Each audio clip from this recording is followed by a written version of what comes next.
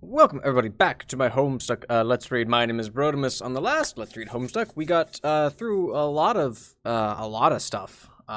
Boy, we had Game Over happen, and John and Roxy got all sad, and Terezi was there, and yeah, now we're watching. Calliope's gonna be reading Jade the story of stuff, I think, or no, Jade's reading to Calliope the story of stuff. What you doing back there, Tutu? Anyway, hello, Pen. Hello, Ayode. Thank you for putting up with me, as I'm a few minutes late. I understand. I know, but got a few people need to. Thank you for following. Let's see. Oh, I've more than just a few. Okay, Dayless Echoes where I left off. So, Mims Monster, Gun Cannon Girl, and Vriska. Thank you all for following over the last week or so.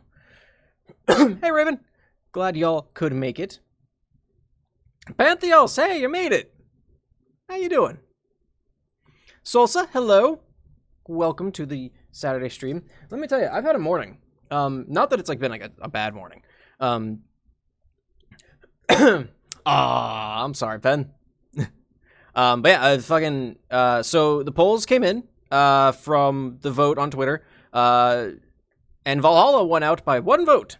It was between that and One Shot, and so I ended up recording Valhalla. 40 minutes! I wasn't expecting that, but now that I kind of have an idea of what it's like, I'm better prepared for that. I wanted to start doing shorter videos, because doing 40, 50 hour-long videos is so... It takes up so much time then to edit. I want to start cutting back to like 20 again, but... so we're doing Valhalla for a little bit, so I got that done. I'm like halfway through editing now. I haven't eaten like at all today. Just as an update, life update, I haven't eaten like at all. Because my microwave broke again. And the fuckers responsible for maintaining, in quotes, I'm adjusting the fucking chat window right now. The grounds, the maintenance guys, they just can't be fucking bothered to actually fix anything, apparently. So my microwave's broken, which means I have practically no food in the house. So yeah, it's I'm kind of hungry, but I got a bowl full of fish crackers. There we go. That's the branded. I also have this for later when it finally thaws out, which is just a frozen PB&J sandwich. I've got water. I had a hard-boiled egg. So yeah. Anyway.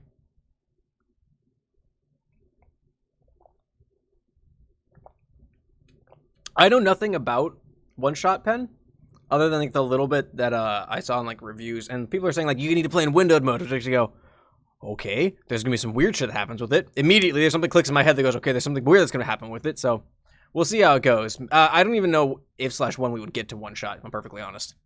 Baby, not to clean your snake tank. Oh, that's fair, Ayole. Yeah, it's mostly auditory anyway. All right. Anyway, I'm done ranting on the fact that my microwave's broken. Let's get to reading. Sarax, hey. Well, I'm sorry I have a stressful time. Hopefully this can help a little bit, Sarax. All right, let's get into it. Jade reading to Calliope. How's this? Looks good.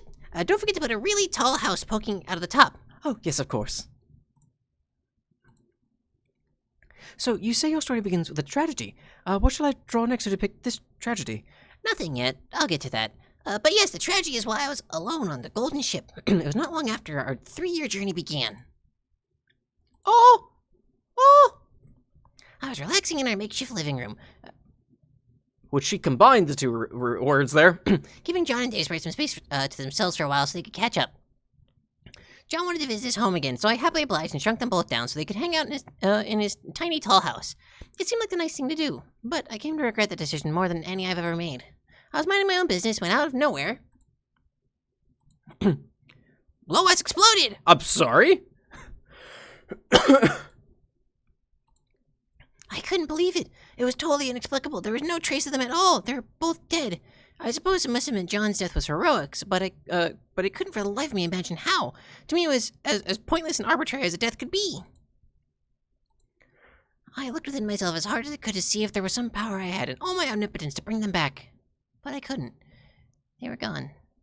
I would spend the next 3 years on that ship without my 2 best friends. Sure, there were still consorts and chess guys to keep me company. But the loss was too much for me to bear. I felt so alone. Weeks and months went by. I didn't have the slightest sense of how quickly or slowly time was passing. Any sense of purpose was to reaching the destination had vanished, and delicious though it was, no amount of Nana's cake would bring me comfort. Toward the end of the journey, when I was feeling particularly despondent, I fell asleep and had a dream. And this is when I had met a very powerful, strangely charismatic creature. Her name was Calliope. Ugh. That's brutal, Ayode.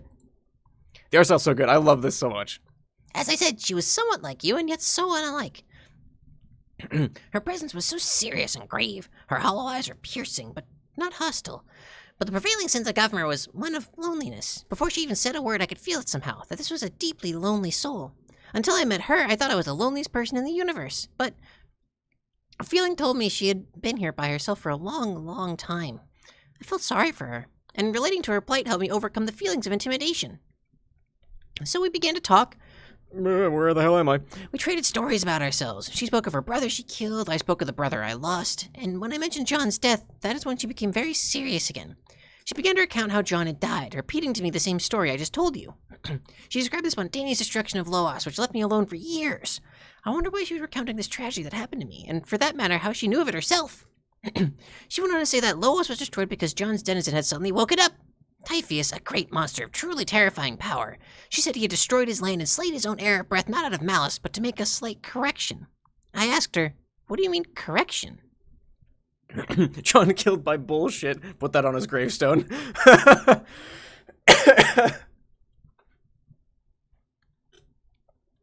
She said that the John from my reality and his entire planet needed to be erased, and that the slumbering denizen in all his mysterious wisdom knew this.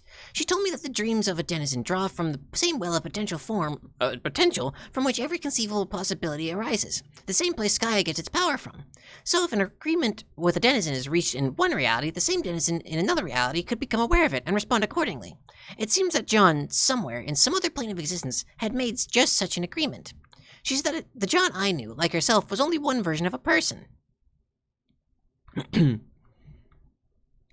hell was I? There was a different version of John from another reality poised to play a more significant role. You see, the John from that reality, in an act of desperation, had gone to see Typhoeus and struck a bargain with him. She would go on to explain the nature of that bargain in the next part of her story, but from my perspective, the consequence of this bargain was to lose my friends and to live with that for years without understanding why. Losing them still hurt, but I was so relieved to at least understand the reason, and to realize their senseless deaths were actually serving a bigger purpose. I thanked her for letting me know. She told me she was not human and had no frame of reference for empathizing with my feelings. But if there was one thing she could relate to, it was the feeling of being alone. The feeling of waiting for what seems like eternity by yourself until finally your purpose presents itself. I feel sorry for her. For myself, I suppose. But then again, that feeling is nothing new. It's an odd statement she made, though. What? Not having the frame of reference for empathizing with human feelings. If you ask me, I would say I have the advantage to relate to both humans and cherubs. So when you describe your feelings of sadness over losing friends, I'd have more than enough grounds for commiseration. Do you think that this version of me never... Never what? Never had human friends like I did? I have no idea. What a strange thought. To grow up with only my brother for company, and not even have human friends to get me by. What a dreadful fate. The poor thing. Maybe that was the difference? What let her predominate over her brother, whereas I was too... humanly socialized to succeed in my cherubic rite of passage? Could be. I don't know enough about cherub rites of passage to say either way. Human rites of passage either, for that matter. So then what happened? Right, anyway. And that's when she began her story in earnest, the one she summoned me in my dreams to tell me. The story of the other John who made a deal with Typhoeus. It began with the same place mine did. Loas. So go on. What? Draw Loas again! Oh, wait! All over again? No, you can just copy the first one you did. What a lovely idea. I'd hate to hold up the pace of your exciting tale with a bunch of superfluous doodling. It's just the same fucking... I love it. Not alien. Ugh, yeah, for real. Undersave. Good enough? Yes, but there are also supposed to be glitches around. Glitches? What do you mean by glitches? Like computery glitches, I think. That sounds hard to draw. Okay, why don't we not worry about showing the glitches for this story? They would just make it harder to see what's going on. Which is probably the point, now that I think about it. Point? Of what? I never thought much about it. It just seemed like a weird detail she mentioned. But I guess it was some strange form of corruption in their session that made everything harder to understand. Where did the corruption come from? No idea. I guess it was just one more way everything got messed up for them. Like just another surreal obstacle for our hero to overcome. Oh, that reminds me. You need to draw John there as well. Righto. Hi, John. There you go. One hero, sans surreal obstacles. When she mentioned that, I didn't give it a second thought. But now that I'm trying to reconstruct everything and tell you what to draw, I guess when you're trying to tell a story, it forces you to think a lot more about everything than when you're just listening to one. 'Tis quite true. Perhaps you should start writing? How did she begin? Let me think. Maybe we should pause before I go on? Pause? Like, some sort of intermission, so I can collect my thoughts a bit, and to give the audience a little breather between two significant arcs. We were at it for a pretty good while there, after all. What? Audience? Well, that would be you in this case. Oh, I know! I can do a quick story about the antics of the silly consorts on the Golden Ship before moving on. One of the things I did to pass the time on the ship was give them funny names. Let's meet our cast of characters for this intermission, shall we? Let's see, there was... Bubble Up Pegasus, Thips Ahoy, Knack Be Nimble, Slowpoke Maloney, Jade? Detective Glub's Budget, Fidgety Herbert, Dr. Snossage, Yiff Yiff. Jade! Huh? I'm sorry, but I don't care about this right now. Your console friends are very cute and their names are silly and I love them all, but I want to hear the rest of the story. Please, let's go back to the to illustrating her story. I'm so curious. Please. Wow, okay, sorry. Yes, you're right, this is a stupid diversion. Let's continue. Callie? Your hand? Oops. Pay no attention to that. Do carry on. So, anyway... Like I said, she just finished telling me that she was able to beat her brother in this reality, but apparently that wasn't supposed to happen. So she lived out the rest of her life in a doomed timeline and eventually died, and she didn't mention how. And then she did this kind of fancy transition. Darn, I don't think I do it justice. A transition to my story about my brother, who was stuck in a doomed timeline too. I think I'll mess it up if I try to match what she said word for word. She had a really fanciful way of putting things. There's no need to try to recite what she said. Just tell the story in your own voice, as you have already been doing. It'll be more fun that way. Okay, so the bottom line was, almost all our friends had died, and John's only hope was to return to his planet and attempt to complete his personal quest. As you know, we all have personal quests that are unique to our planets. The nature of the quest is never easy to understand at first. They are presented to us through enigmatic riddles conveyed through the lore of the land. For John, it was the journey to the place where constellations danced beneath the clouds. It was said the air breath was to free the stars from the shade and release them into heaven. This was just a mysterious way of saying what he really had to do. Oh, I know, we're getting there, Pen. It's been 30-some streams. The stars were actually fireflies. They'd been flying around, trapped beneath the overcast sky ever since John first brought Loas into existence by his arrival. And paradoxically, they'd been imprisoned there for ages even before that. Such is the way of our lands. They are newly born the day we arrive, and yet they always were. To free the fireflies, John would have to play a special song. It had to be played just right to summon the breeze through the pipes. But there was a problem. The pipes were all clogged with oil. The first day John came to his land, oil began oozing up from the core, flooding the pipes and filling the oceans. To play the song, first he would need to clean up the oil, and to do that, he would need to face a slumbering one himself. He would need to face Typhoeus. John's face in this, he's like, this is certainly something.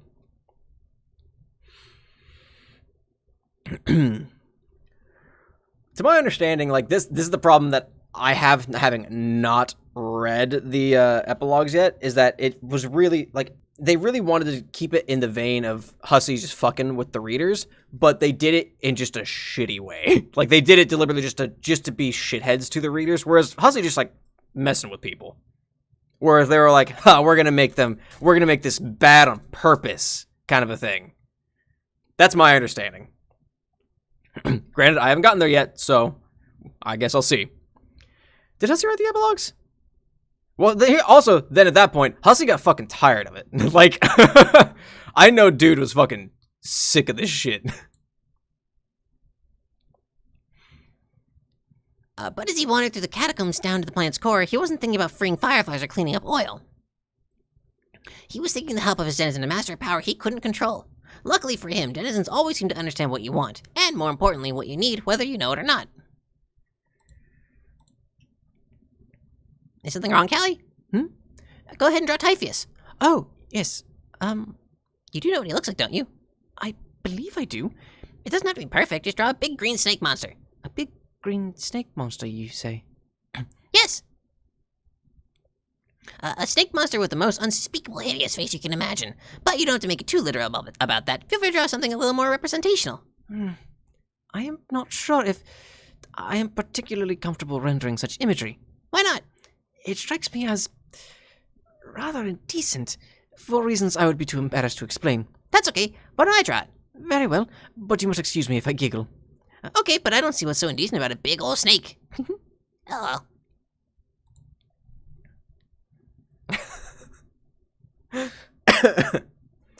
Yeah, Hussie left the writing team now. Hussie and Kate left around the same time. Still little John down here. When John got to the core, he arrived to find Typhoeus awake and ready for him. He was then presented with a choice. Stop, you're gonna make me crack up too! This part is serious! I apologize, please go on. We got.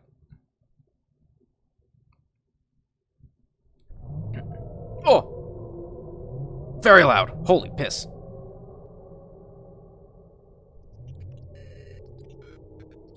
Oh, it's very loud. Hey, Brady, what's up, man? That's the thing, too, is that, like, the writing team between two, it just seemed like they were very much like, yeah, we're just gonna be fucking shitheads about the whole thing.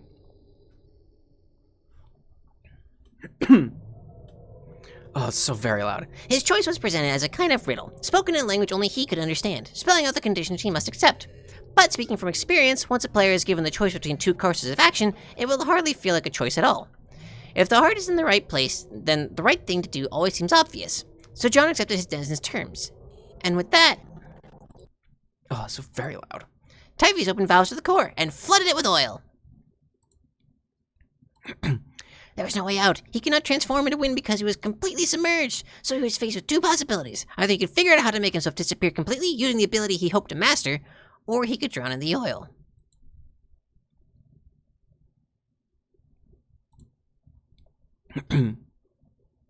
Drowning obviously would have been bad, but disappearing wouldn't be much better. He would appear somewhere else, having made no progress on his personal quest. His planet would still be polluted, and he would be no closer to playing his song.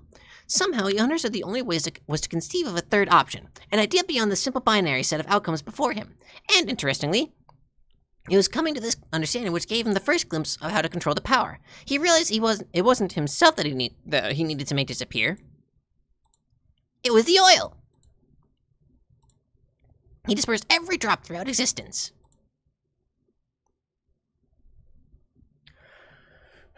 I'm sorry. What?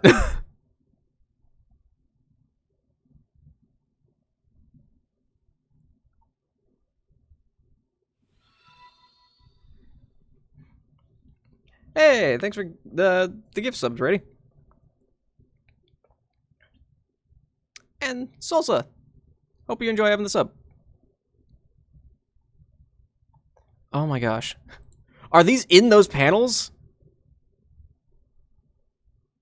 Thanks, man. Are those actually in the panels? I don't remember at all. Leaving a little mark for anyone who might notice, signifying his final mastery over his confining reality. Are these actually there?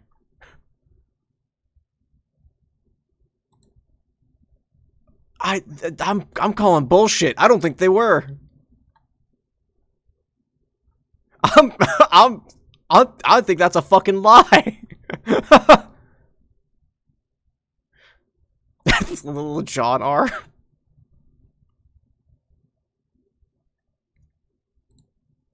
But more importantly, Hold on. What is this?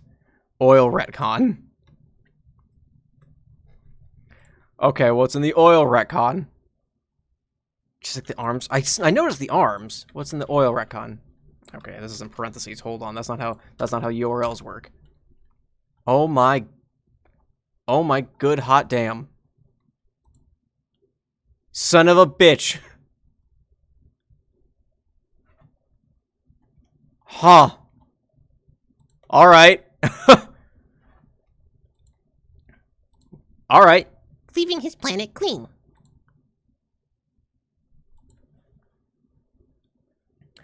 I kind of figured he would go back and like retcon them, like what he did with John's little arms, but fucking, that's a lot. That's a lot there.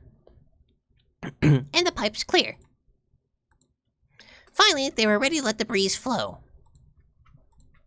So he could play his song. Give me the fucking flash, you fucking animal. Homestuck has an ARG. Fair point.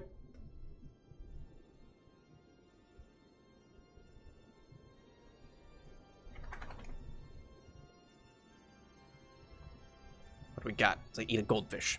Excuse me, fish cracker.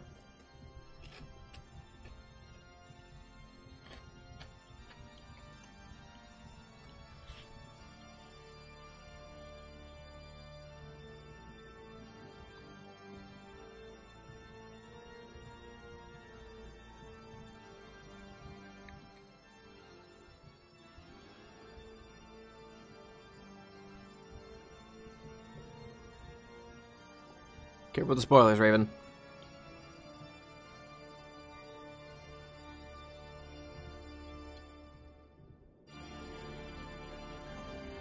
With Bethesda. It's being developed by Bethesda, but it's being published by EA. Microtransactions just to get to your fucking world.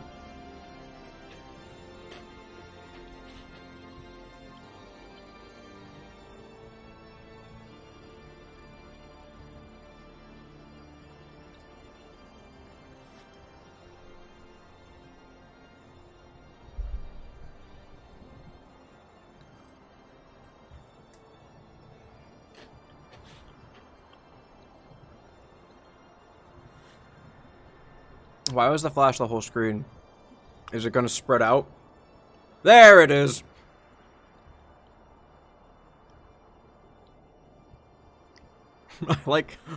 I like that the audio is still there.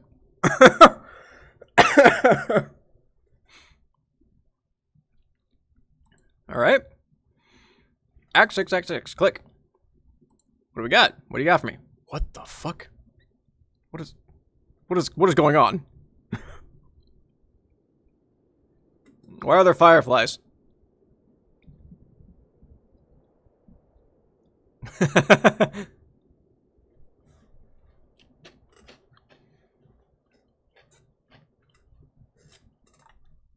Whoops, I hit the back button. My apologies. I'm gonna jump this shitty cartridge. That's a fair point, actually, yeah. Just pop! Could you imagine if, like, a game could do that? Like, auto-eject your cartridge if you were playing your SNES back in the day?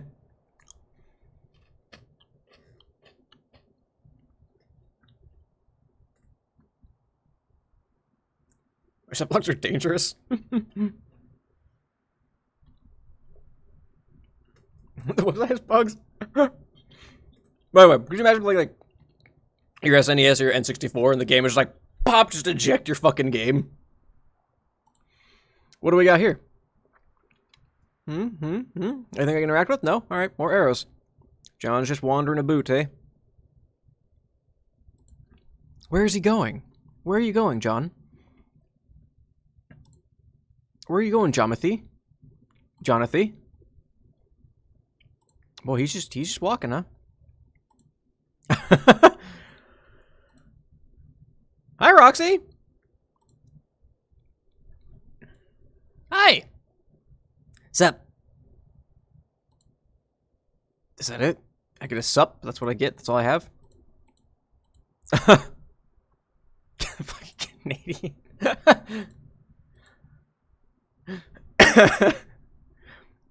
I'm not. I'm from the Montanas.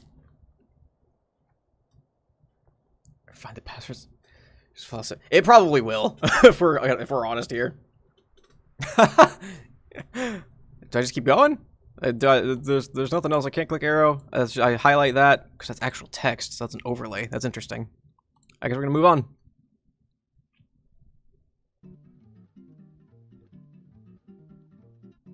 The Montanas. What is this jazzy version of Elevator Stuck?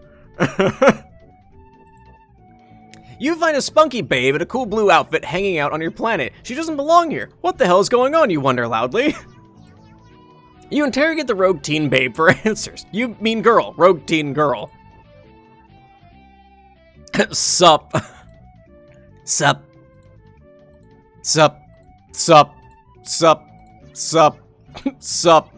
Sup. Is that it? It's just all sups, huh? Is that all you have to say, Roxy?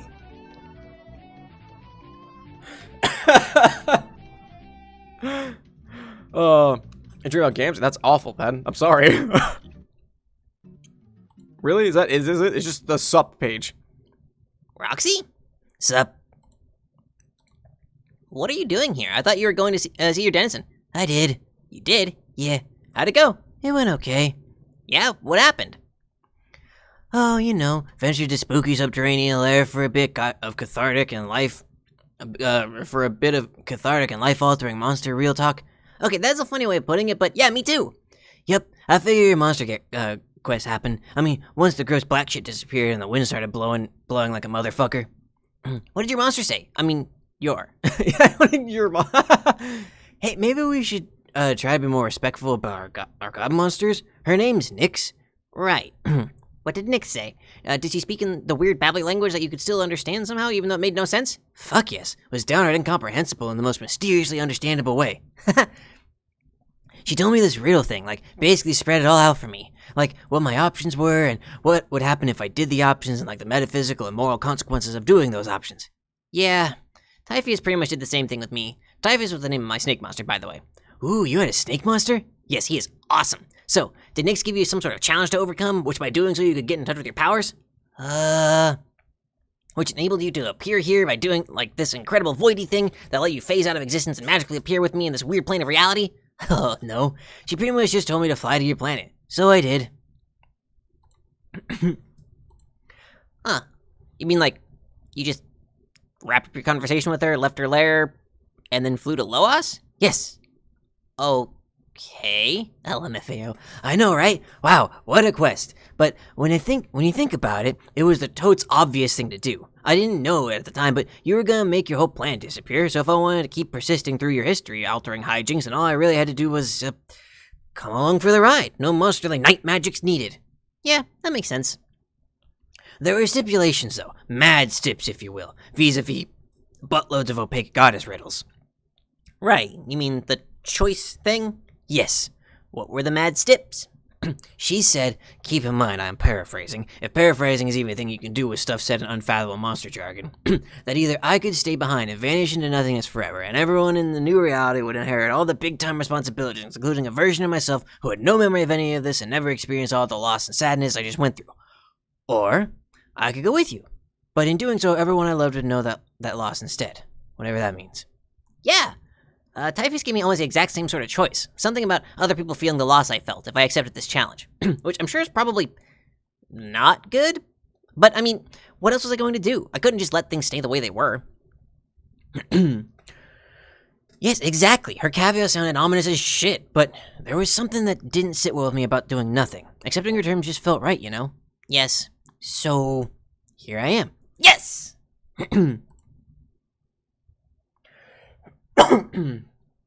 All relations are valid. I mean, all these two transfers. Fair enough. I'm glad it worked out like this. I was fully prepared to do this alone, to hop around and change things in whatever way. And I would get to see my friends again, even if they don't remember all the same stuff I do. Which was a lonely feeling, if that makes sense. But now someone else remembered the way things originally went. Word. Yes. Word indeed. But I know what you mean. It's nice to have like a witness, I guess? Someone to authenticate the rough shit you went through, even if we never end up talking about it again. The fact that at least someone else knows makes it feel like it didn't all mean nothing? Right. Because even if it all gets erased and put back all better, I don't think the stuff we went through and the feelings we had meant nothing. In my opinion, the feelings themselves and the way they shaped us, that all means something. Forget it. Talking on my ass here. No, it makes sense. And anyway, if nothing else, everything that happened brought us here. The stuff we're about to do, whatever it is, wouldn't be possible otherwise. And that feels pretty important if you ask me. Edward. It hurt Edward. Fair enough. I keep expecting it too because I have my chat window up here, kind of more off screen than where you guys are. But like that's my overlay, and I'm like, oh, they're gonna fly over, and I won't be able to read. But no, it's an overlay. Get out of here, Firefly. Fucking hell. So, all that wind, that was you, right? Yes. I don't see any glitchy trash. Guess your humongous blowy spell did away with all the grody nonsense? Oh. Yeah, I guess you're right. I didn't even notice until you just mentioned it, but yeah, I guess that dumb problem is finally busted. Thank God. For real. I heard music too. Did you hear music? Yes, that was me too. I was playing a magic organ. Oh, really? Yeah, see, there's this huge Organ. That's almost certainly what she said. Wonk. Okay, hold on. I fucking got that one. Fuck. I've got like some fucking just gunk in my throat. From the fish, probably. An organ, yeah. Fucking hell. Oh, shush. Anyway, this huge pipe organ, it let me play the breeze, so to speak. I think that was the only way to get rid of all those clouds and let the fireflies go home. This is their home, huh? I guess so. I'm surprised by how my quest turned out too, to be honest. It is kind of bittersweet, seeing all the Twinkly Herbert's bros and sisters going home. Twinkly who? My pet Firefly. I'm guessing this is where he came from, or he was from. Oh. They all seem happy, though. Look at them all blinking away into the blink ass yonder. Yeah, pipe organ's not a whole lot better. Why is the sky blank, by the way? It's blank because it's nothing. Nothing. Why is it nothing? Where even are we? It's nothing because we are literally nowhere. Okay. How can you tell it's actually a field of nothingness, as opposed to just a bunch of regular empty space that happens to look vaguely neutral? How can I tell? I guess I just can. No, but how? Why don't you ask yourself? You're the one who asked me why I was blank in the first place, so why did you choose the term blank in your question? Damn. Own of the philosophies. So owned. You'll find out I'm the best there is at those. You're trying to put a link in there, even I have links blocked. If you're part of the Discord, I think you put a link in one of those.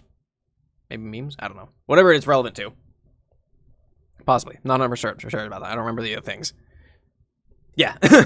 Try the Discord if there's a post you want to share.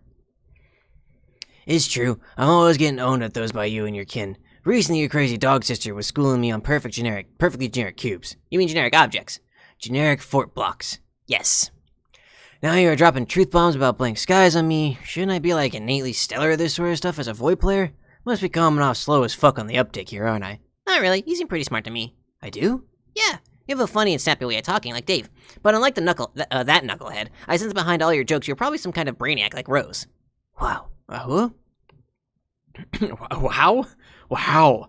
Don't get me wrong, I mean knucklehead in a good way. Or I meant knucklehead in a good way. Dave is actually the best dude, and you would like him. I bet you're correct. So Dave, he's, my son, right? Ugh. I mean, yes, pretty much. Honestly, it gets weird to think about all our relations in that way sometimes. I get you. Like when I think about you and Wolf Jade being the kids of Jane and Jake, oh my fucking god, that's so cute. So, what is it you think's weird about Dave being my son? I think we should change the subject. Alright. What were we talking about again?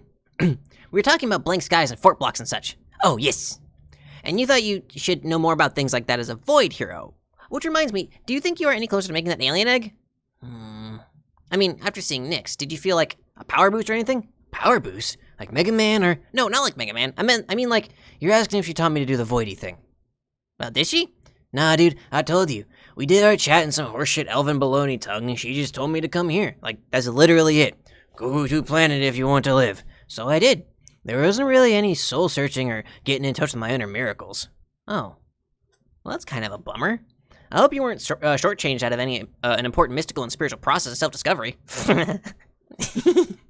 What? Sorry, it's just... Sometimes you sound so much like Jake is really quite uncanny. But yeah, I don't care about that really. It was either take on an uneventful, non-spiritual trip to a wind planet, or just stop existing altogether. I think I'll be fine without the self-discovery part. Yeah. Or, wait. What if this was part of it? Part of what? Part of your quest? Like, to be here and learn to use your powers better? We're kind of in a realm of literal nothingness right now. Maybe you'll be able to draw energy or inspiration from the void or whatever? Nix. Why, you sly old bitch. Does that make sense?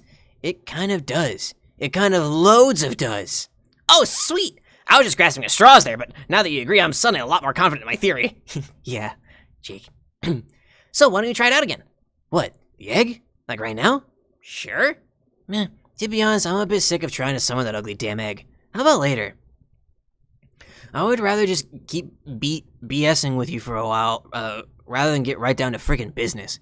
I guess there's really no hurry, not in this place at least. I don't think this place has any bearing on other timelines. It's almost like taking a time out from our canonical lives. So if you wanted to, you could take as much time to practice here as you need. I'm down as heck with that. Could use a breather from my canonical life. Me too. Even though I'm not sure I have one anymore. Well, since we already talked about my quest and like spiritual Mega Man style power boosts and all, what about yours? How'd that go? How'd it go? Pretty well, I'd say. No, but I know you blew away some clouds and yanked out the sky and all, but the point was so you could learn to control your zappy powers. Did you? I think so. But I haven't really tried to control jump yet. I see. Well, when you do, where do you think you'll jump to first? I have no idea. The thought of changing the timeline is still mind-boggling to me. Well, if nothing else, you really should go grab that ring before the smug troll can take it. I mean, there was lots of problems already, but her coming back to life really fucked us over to the shittiest max possible. That's right. I definitely wanted to go back and get the ring off my couch before I lost it. At the very least, that way you can see it, you can use it to help your friend. Yep. Any other ideas? Not yet. So much has happened, it's hard to even think about. And it's not even limited to what I've been through either. I've seen a lot of other crazy stuff just from my random jumps. Like what? like the last place I was, actually. Just before I came back to find your session in ruins. I actually got into a pretty serious fight. Oh? With this guy, a Skull Kid. He's a huge asshole and a horrible artist. You saw the Skull Kid's drawings? Unfortunately. In fact, I was in his drawings once. It was a true nightmare come to life. I'm pretty much convinced he is the guy behind all the problems we ever had, even though he is a complete ignoramus. Then you mean, it was Callie's bro? Yeah, probably. I have a feeling someday we'll all have to take him down, but probably when he grows up to be his adult self. When I beat him up, he was just a teen scamp like us, but with a skull for a head, a robot leg, a cape which I ripped to shreds, and a pair of dumb suspenders. You beat him up? Damn, y'all must be strong. Not particularly. Not particularly. I was just really angry, and I caught him off guard drawing some shitty animes. Fuck his animes. They're quite literally the worst animes I've ever seen. I hope I hurt his drawing hand, and he never does any more ugly art for the rest of his stupid immortal skull monster life. Yeah, I know that guy. He used to troll my friends all the time. Wait, no, he used to jeer us. He was a tool. It just occurred to me, aside from fixing the timeline, there's another benefit to my new power. Once we all decide we're ready to fight him, I can just zap us all right to him. We could probably take him by surprise again. I really doubt he'd be able to handle us all if we clobbered him. If we all clobbered him, fucking hell, he'd be able to handle us if we all clobbered him at once. That's pretty good thinking. Maybe we're getting ahead of ourselves here. Making plans for Rumble Royale with Mangaka Dude Bro, Lord of the Shitwanks. We should probably focus on bringing our loved ones back to life first. Mangaka Dude Bro. Oh, hey. Is that Dirk's anime sword? What's up with that? This is where Dave's bro died a few years ago, probably while being heroic and cool. Jade made his body disappear to bury him, but I guess she left the sword here. She and Dave Sprite and I gathered around where he was buried, and Dave Sprite said some stuff about him. Stuff that was really funny and rambly, but also weirdly poignant. I guess it was a bit like a funeral? A funeral, you say? Yeah.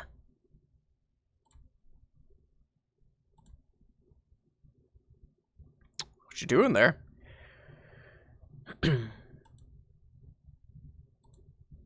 Yoink! What you doing there, Roxy?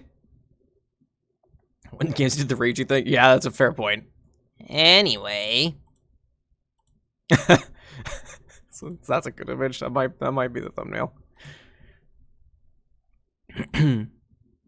You're right. Taking a break from the mayhem is nice and all, but I should probably get going. I have a lot of responsibility now.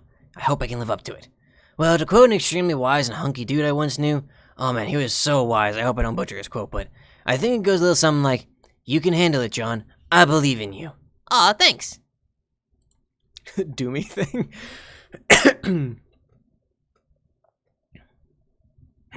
Remember what I said about practicing voidy stuff? I will. Good. Alright, cool. Yeah, cool. Damn it. What? We're doing this again. Doing what? Being awkward instead of getting our shit in gear. Whoops. Too bad Grouchy Scarf trolling here to coordinate another stilted goodbye. Yeah, it's just as well though. There is no need for goodbyes. If I really can't control it now, I should be able to come back here anytime I want, which means I won't be gone long. Okay, I'll be here, waiting, training, partying with these yellow lizards. Those are salamanders. Fuck. Later, Roxy.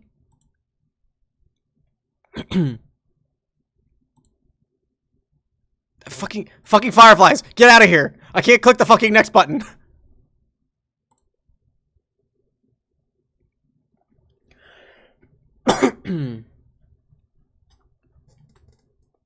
Zip. Oh. Neat. All right. What are we doing here?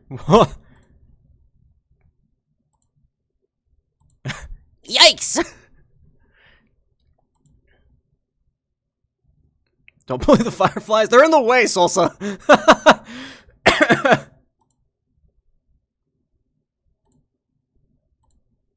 I shouldn't mess around with that moment. It is way too fundamental. Let's try this again.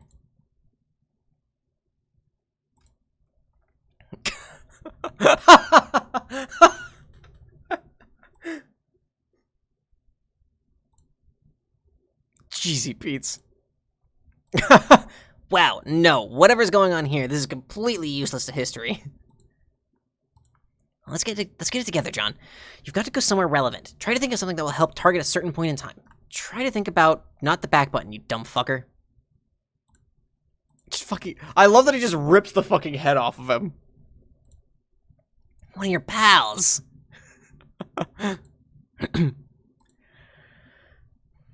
Okay, so this is where this point comes in. All right. Wait a minute. I remember this. Hey, you shouldn't be here. What? What the hell? Gotcha! Okay, so here's the loop.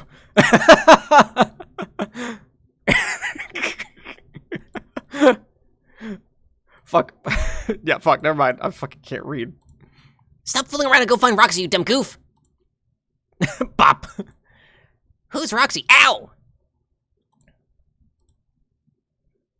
At one point, I think at every point leading up to his relationship with Carcat. Wow, I can't believe how naive I was. Like, a day ago? Feels like it's been longer than that. Hard to believe. I was so confused when that happened. I was sure the other me knew so much more than I did at the time. Which is kind of true, but also kind of not. Like, if I traveled back here and alter reality in a non-time traveling way, then why do I remember doing it? Did I just make some sort of stable retcon loop? Does that even make sense? I think I did the right thing, though, zapping my other self out of here. It was like a retroactively preemptive continuity adjustment. Retroactively preemptive? What am I even talking about? This power's kind of complicated. I need to be more careful. I need to be more careful is a thought MSPAR never had with their powers. At one point in their entire adventure did they think, I need to be careful with this. Gotta come up with a better plan than zapping to wherever my stupid whims take me. I really could use some help with this, but who should I ask? Dave? He knows about time travel, but then it's not really time travel, is it? No, I need someone with a different kind of skill. Someone who knows how the consequences of certain actions play out. Someone like Rose? Is that what her powers did? I really should have taken some time to figure out what her powers did. Or maybe... Wait a minute. Wait! I think I understand what she was trying to do now. She was trying to give me a way to come back, like zero in on her thought signal or something. Teresa, you're a genius. I mean, you're a weirdo, but you're also a genius. All right, let's see if this works. Maybe if I just think it hard enough. Ahem. There's no place like home. There's no place like home. There's no place like home. Oh, okay. All right.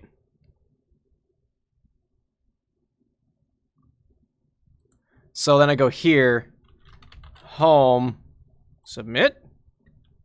Oh, okay. Interesting.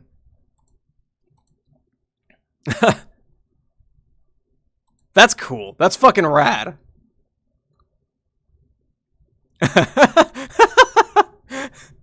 That's a 2-for-1 special on John's derpy faces here.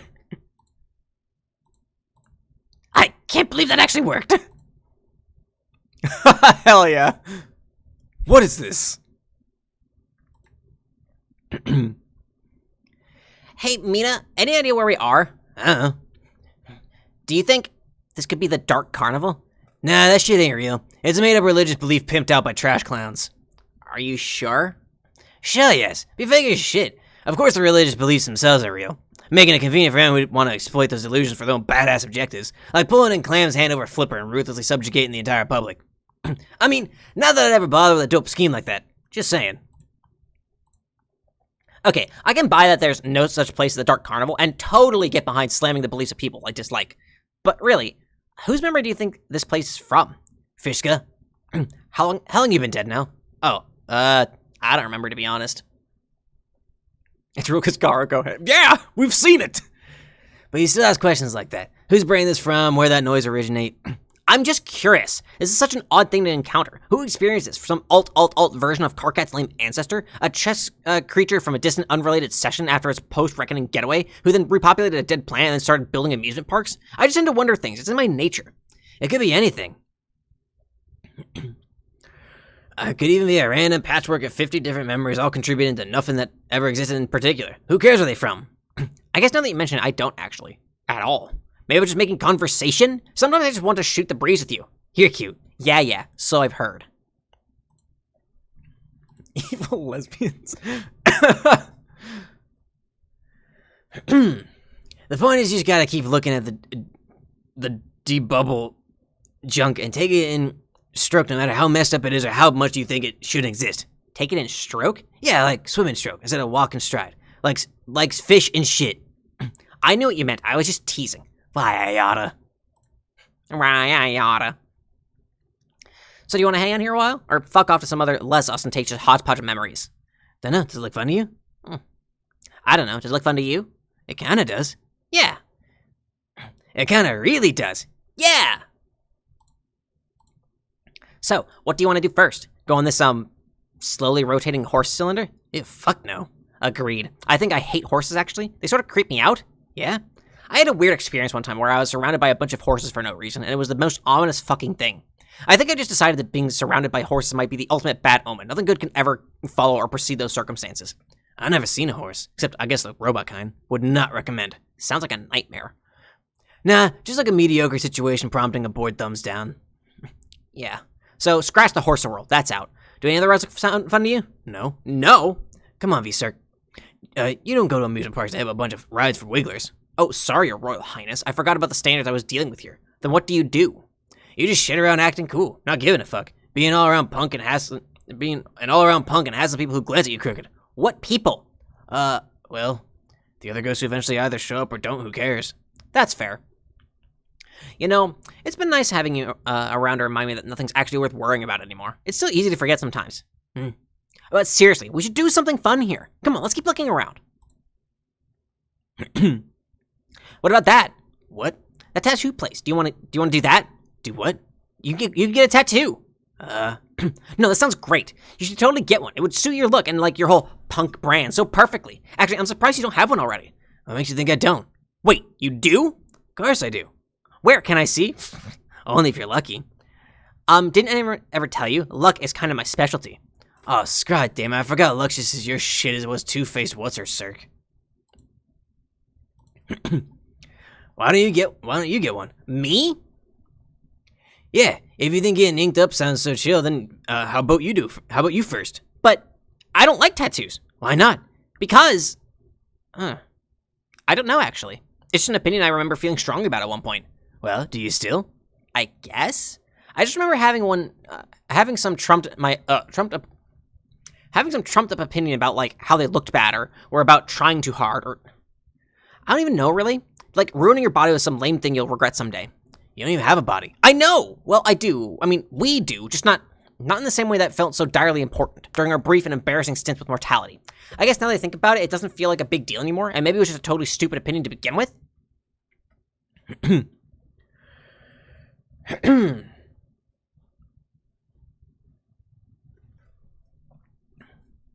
I would say try and, with as far as in return to Friend Sim, it's been out for a while, but so is the epilogues, I guess.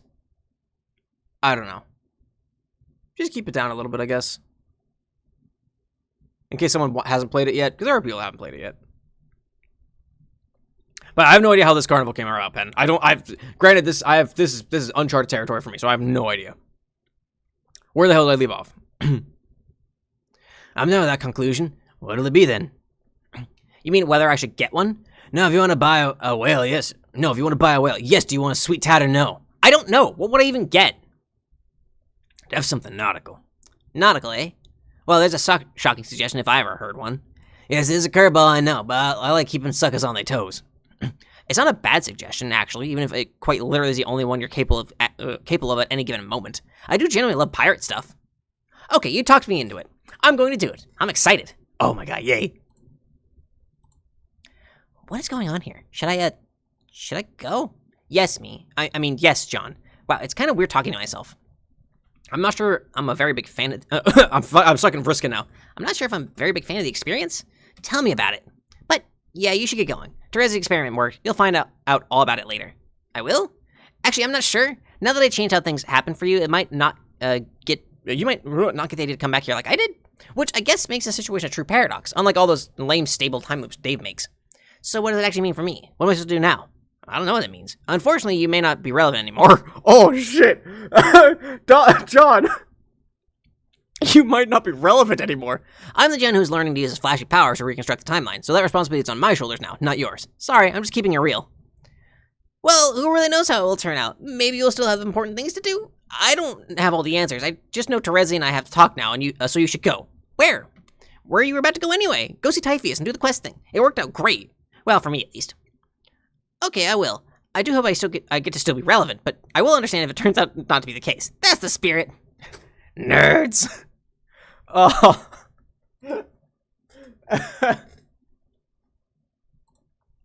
So the thing we did with the password, we can use that trick to our advantage, right? That's the idea. If we come up with a list of key thoughts, you should be able to do what you just did and zero in on some of my memories and change a few things. Like what? Good question. We have all made a lot of mistakes. I could have named a dozen terrible, stupid things people have done just off the top of my head, which, if erased, would probably improve the situation. And yet, I don't feel like I have the credibility to hold anyone accountable other than myself. I think I would feel like a hypocrite if I tried to fix other people's mistakes. Yeah, I know what you mean. So, when I try to think of what to fix, all I can do is look back on what I did wrong. I never should have let that ring out of my sight. Going back and getting the ring is the first thing we should do, right? I guess that one is kind of a no-brainer. Besides, I promised Roxy I'd get it. I kind of blew it last time I told her I'd get it, so maybe I shouldn't mess it up again. What do you think, Terezi? Oh my goodness gracious. But other than that, the sky is the limit. Really, what do we do? Do I go back to when we were just starting to play the game and give us some advantages? But then messing up our session causes this whole chain reaction. We never would have met the trolls or had any reason to scratch the session. And if we didn't scratch the session, there never would have been an alternate reality where Roxy and her pals got to play, thereby meeting us. When you start looking back and realizing how interrelated everything is, it starts feeling like an overwhelming job to fix. On the one hand, you don't want to change so much that the reality you create is barely recognizable. You want to keep everything as similar as possible, so you get to keep all the lessons you learn from the important experience you had with your friends. But on the other hand, if you aren't going to change something substantial enough to make a real difference, why bother at all? It's like, go big or go home, you know? Sort of a catch-22 when you think about it. Is any of this making sense? Terezi? Terezi! What? Were you listening to a word I said? Not really. Ugh, come on, Terezi, get it together. I was saying some really deep and insightful stuff, probably. I bet Roxy would have thought it was cool. What are you doing? Are you writing on your scarf? In blood? Here, what the hell is this? A list of instructions. Just focus on all these key thoughts in exactly this order. For each one, do exactly what it tells you, and then quickly move on to the next one until you are done. Every change I am telling you to make will have incredibly subtle consequences. However, they will be absolutely essential for creating a more favorable outcome. But only if you follow my instructions to the letter. No questions asked! Wow. But how do you know these are the exact right things to change? I said no questions asked! Okay, geez, I was just curious. You asked me to use my powers to help you. That is what I am doing. It is now your job to trust me and do what I say. It is? Clearly. This bloody scarf contains secret wisdoms of the mind, which a lowly human wind boy could never dare to fathom. And now the wind boy must embrace his role as the wayward heir, unbound from the ties of causality, and put all his faith in a fallen seer to bring redemption to us all. Okay, now I know you're full of shit. Yes, but could you please just take a fucking scarf and do what I say? Alright, why not? This is a lot of instructions. All these will take me to certain events in your life? Ideally, yes.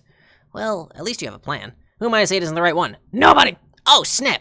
Terezi, did you know even though you're a weirdo and we probably wouldn't get along most of the time, I kind of missed you? You were one of the first hoes I ever talked to. We got off on a weird foot with your death threats and jokey antagonism, and it's almost like we never stopped being on that foot.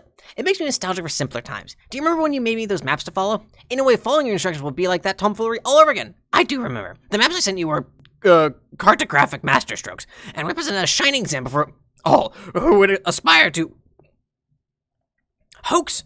What the fuck? Hoax gullible dweebs everywhere. But let's not waste good sentimentality here. You were about to stroll down memory lane with me in a much more literal sense, whereas I... One moment. You need one more thing for your journey. What is your favorite color? That was a rhetorical question, numbnuts. Don't my girl. I mean, yeah. Toss. Here. Good luck, Egbert. Not that you'll need it. Why not? Because you make your own luck. And you're about to prove that. Keel. Plop. Dead. Oh, shit!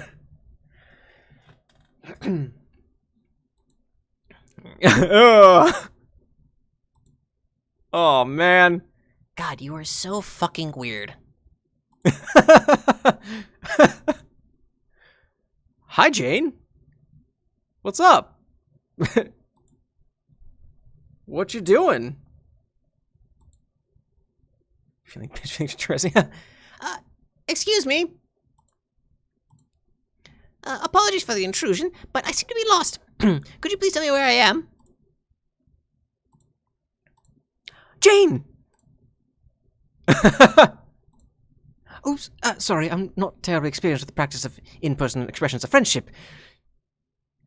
It's a special kind of badass. It kind of is. You're not wrong, Iode. It's a real fucking, like, I'm going to die exactly like this. Jane, don't be frightened. It's me, Callie. Of course! Oh my goodness, what a wonderful surprise! Come here, you! This is an expression of in-person friendship we Earthlings refer to as a hug! Yes. Forgive me, I don't recall you telling me you were named Callie. Come to think of it, I hardly remember anything at all, not even how I got here. I would not fret over it. Your memory should begin to return in due time. Jane here has been remembering all sorts of things as we record her memories in our storybook. Hi, Jane! Hello, Jane. Hello there! Why did you join us? I'm sure you'll have much to add to our story. Our story. I'd love to. I feel as though I could use a rest. I'm quite exhausted, for some reason. I must have been walking along that yellow path for longer than I can remember. I said the same thing. Oh boy, fucking great. These two have the same fucking voice and they're talking to each other now. I said the same thing when I got here, too. 'Tis true. Pardon me, though. I also cannot recall for the life of me whether you mentioned your friend to me, or that you were both trolls. But we're not trolls. Nope. Poor sweet precious Nepeta. Poor dear sweet precious Nepeta.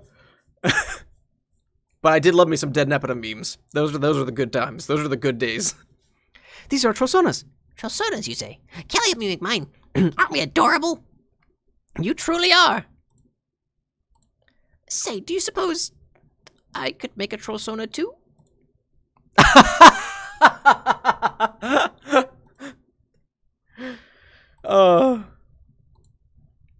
Just the excitement. Might as well get started. Let's see, the first key thought is reunion.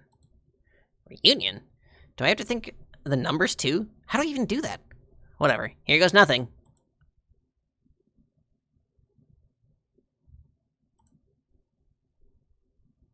Okay, this brings me back here.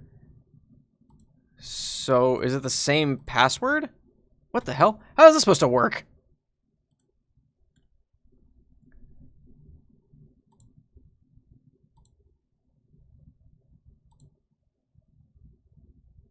Wait, what?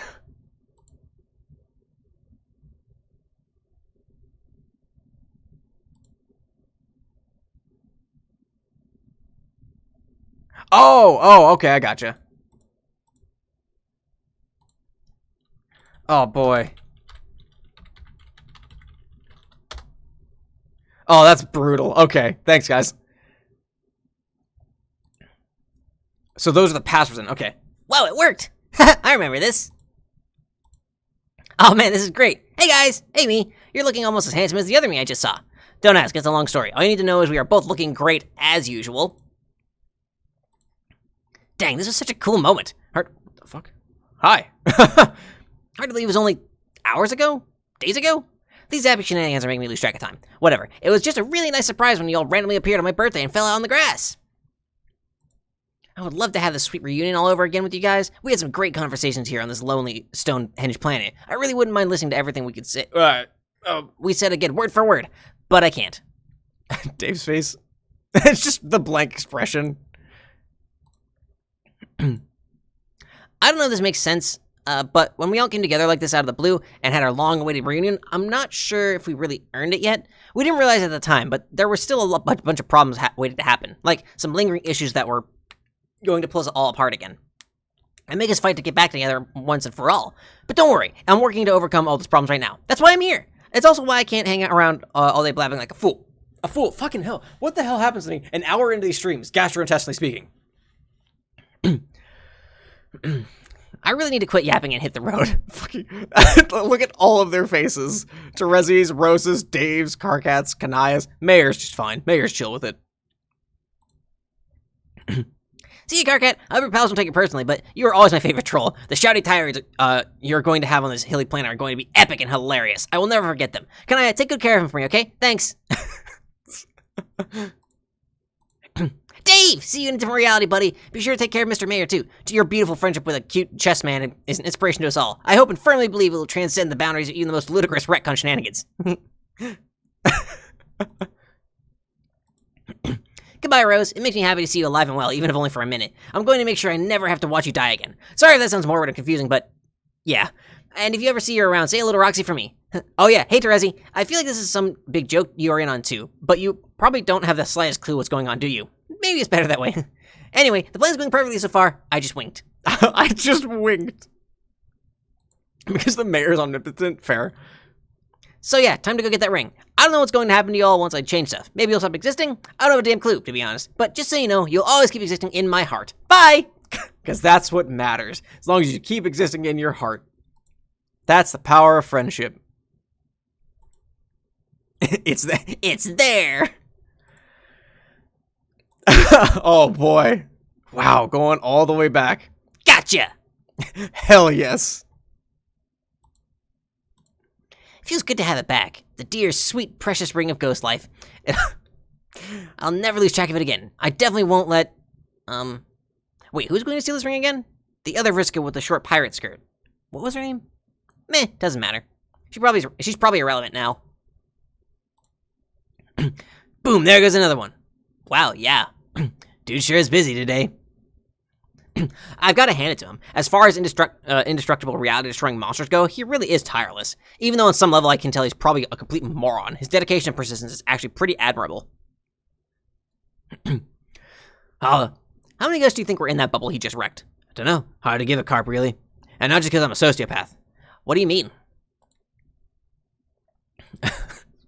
He's got the fucking anchor tattoo.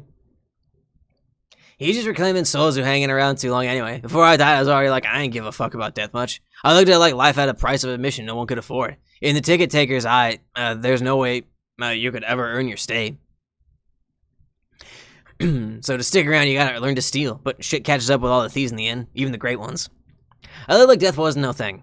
At all times overdue, a hard stop to being you. And only chumps aren't fine with that. But then I die, and find out dying don't mean what little I thought it did. So all those spook-eyed souls up there scared of double dying, fuck them. Pikesies, have I ever told you for a no bullshit fish princess, you sure have a way with words? Yeah, you've kissed my ass before if that's what you're asking. Oof, that's a lot. Oh look, another space tragedy. Damn. I will say this much, all the cosmic mayhem is really quite pretty. Almost like the big man out there is putting on a fireworks display just for us. Oh, Lord Muscle Guy, be thoughtful as fuck. The lights are flashing. Oh no! Salsa! How far do you think he'll go? To find, who was it? His kid sister? Is he really going to keep smashing that black space forever till he finds her? Till it's all gone? Is it absolutely possible, to shatter a continuum that's theoretically infinite? Shrug. Like I said, got to admire the guy's determination. He's full of it. Still, I can't imagine he's led a very enjoyable existence. I mean, sure, maybe he thinks he has in the way that totally delusional, egomaniacal people tend to. I bet he never had anyone in his life who was actually important to him. Someone who could have helped him see that nothing is worth that kind of obsession. That it's better just try and be happy. Poor skull guy. His determination. Okay, Bloody Scarf, where to next? Alright, framed. FR4M3D. Framed, huh? I mean, framed. Which I guess is pronounced the same way, but you have to yell it in Terezi's weird, annoying voice. FR4M3D. I guess I could just copy this, couldn't I? Well, that was kind of a sick burn. Maybe I should be nicer to her since she is bailing my stupid ass out of this jam. And also she died. Okay, here we go. Mr. Senator, you smell very nice. Your luscious yellow scales are all the sweetest gumdrops. Wow, 2038, huh? But your deceit, it stinks. Blah, blah, blah, blah. Right. Framed.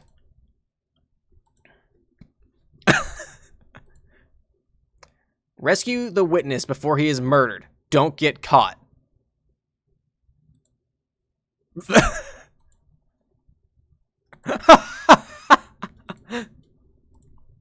So, you wanted me to steal a stuffed dragon from your room. How is this even the slightest bit important to the timeline? Whatever. Maybe stealing this dragon is the most important thing to ever happen in the history of stupid time shenanigans? Who am I to judge? Okay, what's next? Sniff, sniff. Sniff, sniff. Moment. All right, let's copy that. Wow, that sounds really non-specific. What moment do you mean, Terezi? Way to narrow that down. Guess I'll find out. This better be good.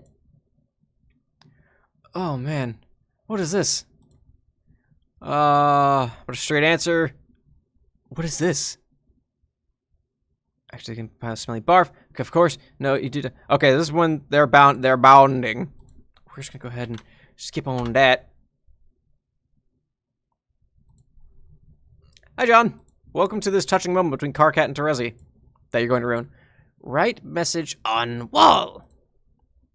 Shoosh. What is this? You don't need him. Wow. This is John, by the way. Haha. Fucking. All right, John. Confuse it, Terezi? This is actually a lot of fun. I'm like the ultimate prankster now. Nana would be so proud. It's kind of like if Doctor Who uses fancy phone booth to go around playing tricks on people, and that's all he did. Then maybe that show would be less lame. Also, Harry Anderson should be all the doctors. Wow, I should use my recon powers to make that show happen. Wow, yes. It's like all the superheroes say, with great power comes great responsibility. I wonder who the him was in Terezi's note. Carcat, maybe? Man, I sure hope Terezi didn't send me on a time travel quest just to fix her fucking boyfriend problems. God damn it, Terezi! I kind of figured you were talking about Gamzee. What else do you remember, Jane?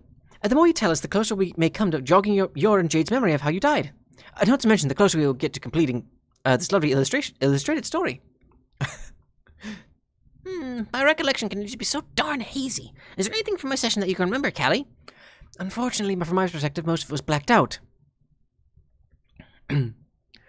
Everything else I know, I have learned from ancient journals, whose veracity I've come to regard as tenuous. You two are the only primary sources I have left to reconstruct the tale. If only you could can help. If only you can keep jogging your memories. Jane's horns. Yeah, the spoon and the fork. Man, so they cut out the bit where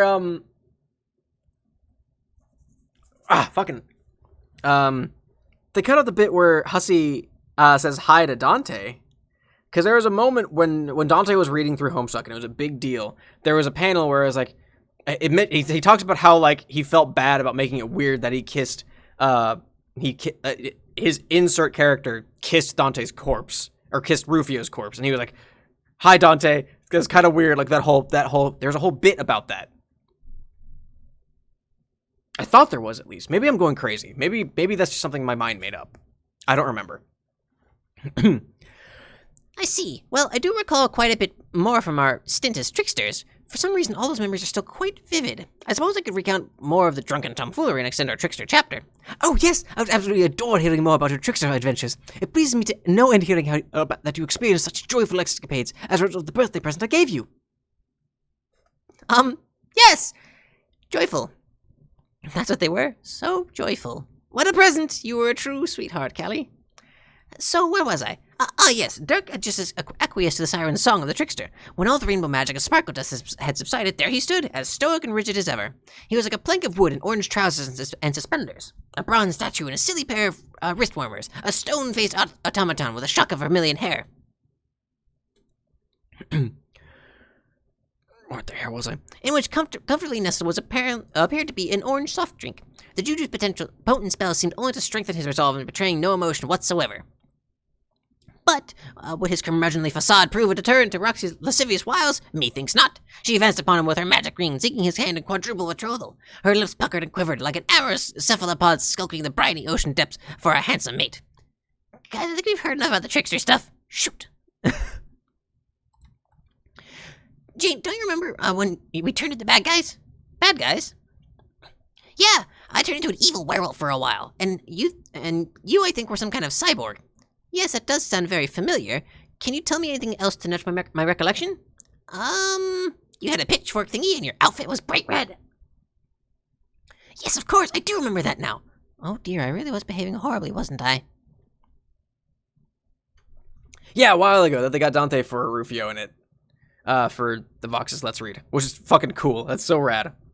Also, hey, we had this discussion in Danganronpa where we talked about how Justin Briner used to be a Homestuck voice actor. Apparently, Kira Buckland did a few Homestuck things also.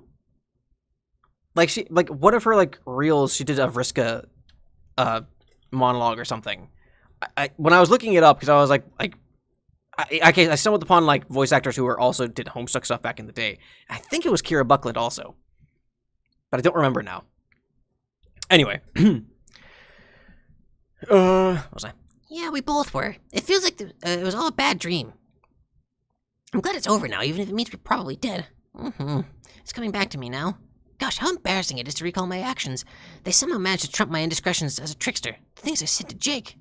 What did you say? I can't even bring myself to talk about it. You're right, Jade. We probably are better off dead than having to face the music for our shameful deeds. I do not wish to pry into matters that make you uncomfortable, but can you at least recall the circumstances which were likely to have resulted in your deaths? Yes, I believe I can. Remembering my encounter with Jake in his prison cell has reminded me of a crisis that followed shortly thereafter. It caught us all quite by surprise, if I recall, even the Condess. I believe they were unanticipated factors which even she was unable to account for. Can you recall the nature of this crisis? Jade, and I will do our best to record it. Yes, hold on. Allow me a moment to get back into my storytelling voice. Voxus is a YouTube channel that's a collection of voice actors that are dubbing over Homestuck, and they all it's actually like people doing different characters and everything, so they could have distinct voices for each of the characters. It's a big project that I think they're still working on. I don't know if they're done yet. They've been working on it for a few years though. It's 413 in the Discord. Oh, cool. I'll check that out later, Pen.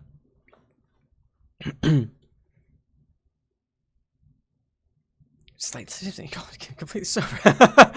Fair. Raven. But yeah, it's like it's a group of Homestuck voice actors that are reading the comic.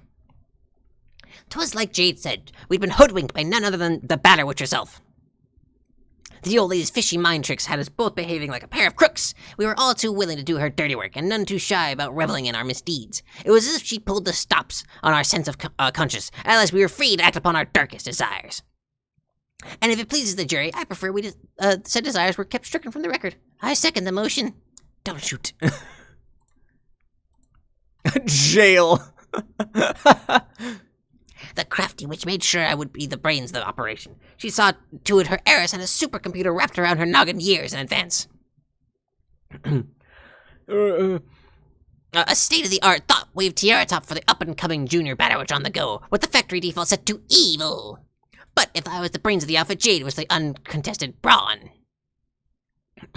Within 2 shakes of a dog's tail, she kicked Dirk to the curb of the Incyposphere. Then in one fell swoop, she and I pinched Roxy and Jake respectively and hauled them right after the Slammer for interrogation. The Slammer, as we all know, is how one describes the penal system when feeling extra angry at crimes. Their crime, you ask? It was being on the wrong side of the law. And by wrong, I mean right. Jane, slow down. This is all solid gold. Fucking that recall. Slammer feeling extra angry at crimes. Fucking that line. But before we could badger hapless pals in the Slammer, there was work to be done. We were to prepare for the others scheduled to arrive. I was ordered to build up the houses on our planets to reach Skya. The witch said it was critical to her plans, whereas Jade was told to intercept the meteor and scatter all her friends to the 4 new planets. They were all to be separated into pairs and prepared to receive instruction to help us advance the cause. But then, something went wrong. Something fully unanticipated even by the witch. Before Jade could intercept the meteor, she disappeared without a trace. I did?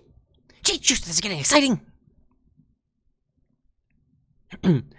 Perhaps it is my shoddy memory acting up again, but I have no recollection of what happened to her. This left the witch's scheme in total shambles, and without Jade's unlimited power at her command, the situation on Durst was vulnerable. Jade's friends were now unaccounted for, and could freely move about the medium without being caught.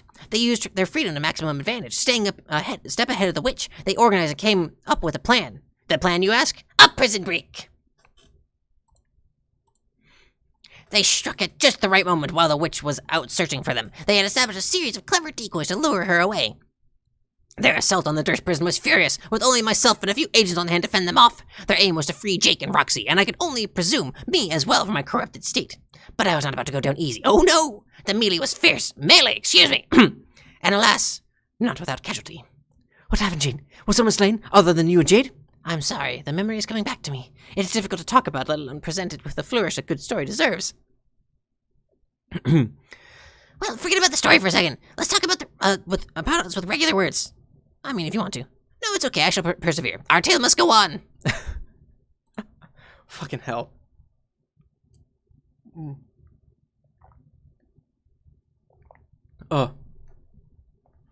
Spell. Thanks, Callie. Roxy's young mother made an exceedingly aggressive move to free her estranged daughter. She attacked me with a fearsome enchantment of blinding light. I deftly sidestepped her sorcery, and in my demented state found myself enraged by her claim on my beloved BFFC. I let my fork sail straight and true toward the interloping Lalonde.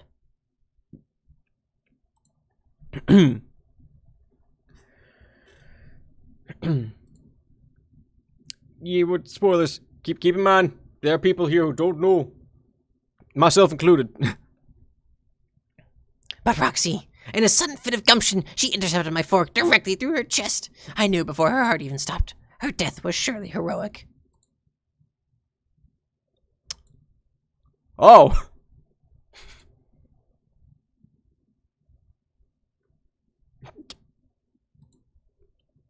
Aww.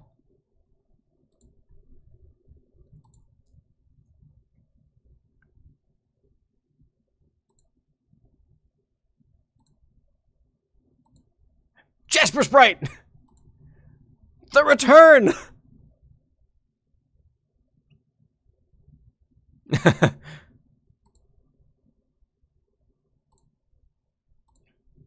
Sniff, sniff, sniff, sniff, sniff. Hey, would you quit it? I'm trying to keep a little profile here. Murder! Bye. Terezi, draw outline. Draw. Fucking hell. Wow, it took us all the way back to 3370, huh? Son of a bitch. Okay, so M-U-R-D-3-R.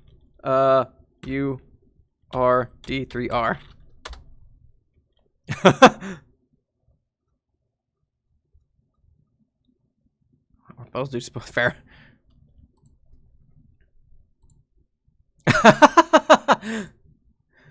Deploy the witness. He is critical to the investigation.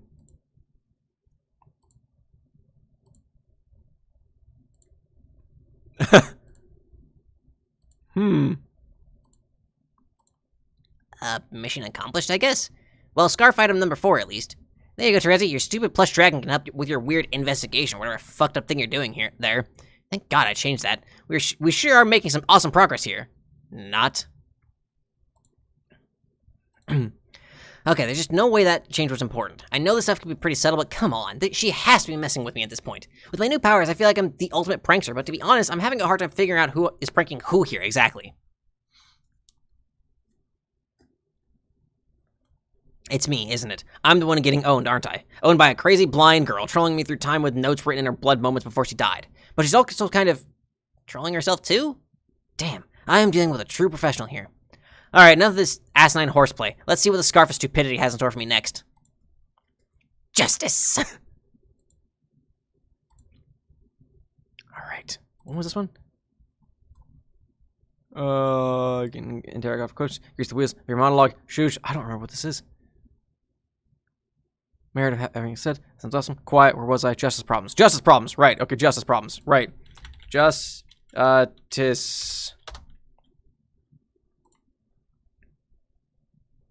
can't follow you. Yeesh. What a gruesome scene. I wonder whose troll this was. She looks really cute. It's sad that she died. Dead Depida. Let's see. What did you want me to do here? I'm all out of stuffed dragons. I don't think anyone will be cracking this case anytime soon. So I guess the clown guy did this? I'm laughing my ass off. It looks like he left all this bullshit littered around the body to frame Vriska. Did Terezi actually fall for this? Okay, this one's easy enough. There, you're welcome, Terezi. Keep up the good work at solving dumb crimes. Whoops, here you come. Gotta go.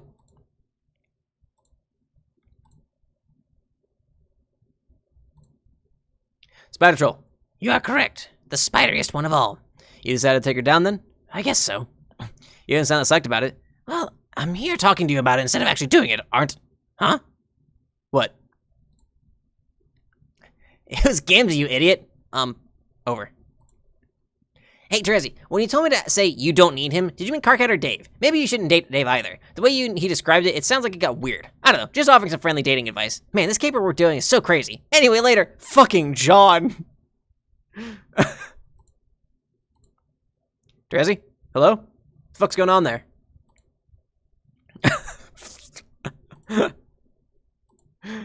Honk.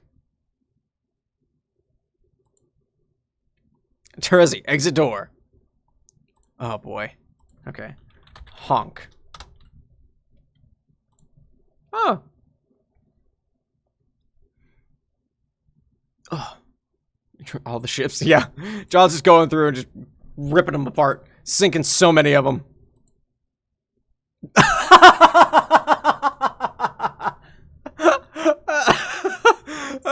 That's the face of someone who's he's fucked up. Just like, uh-oh.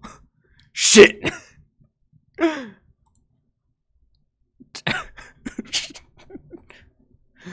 Grab a horn. You'll know what to do.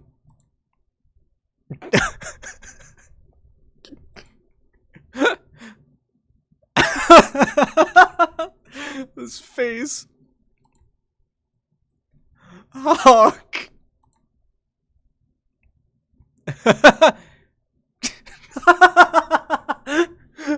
Gibbs is just like, I don't know what to fucking do, man. I don't know what I'm doing. This wasn't a part of the plan. Bring! Oh, this is a good one, actually.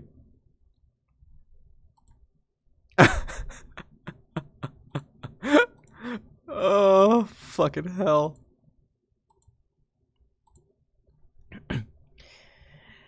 There, I honked the stupid horn. One more to go. Trezzy, are we getting to the point anytime soon? I'm getting tired of all this meaningless prankstery bullshit. I would like to be able to say we at least tried to change something important here. I'd rather not have to go back to Roxy and say, sorry, your mom is to stay dead forever because Trezzy decided to play some funny jokes on me for no reason, and also fix her romance problems. It'd be nice to do something that would actually be significant enough to, prevent that from happening. Huh? Oh, fucking hell.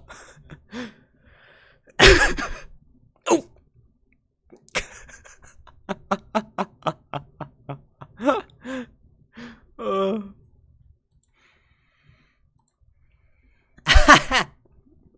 What's going on here? They're just frolicking through the fucking fields here? Just two girlfriends having a good time out in the fucking wilderness, huh? Trip. Apparently Tulip got up. Just laughing as they fall off a fucking cliff. Oh. Boy, they're just laughing the whole way down, huh? Yeah.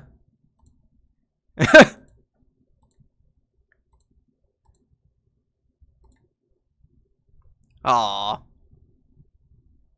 What a weird ship. It's cute, but man, I didn't see that coming. Of course, Hussie's here.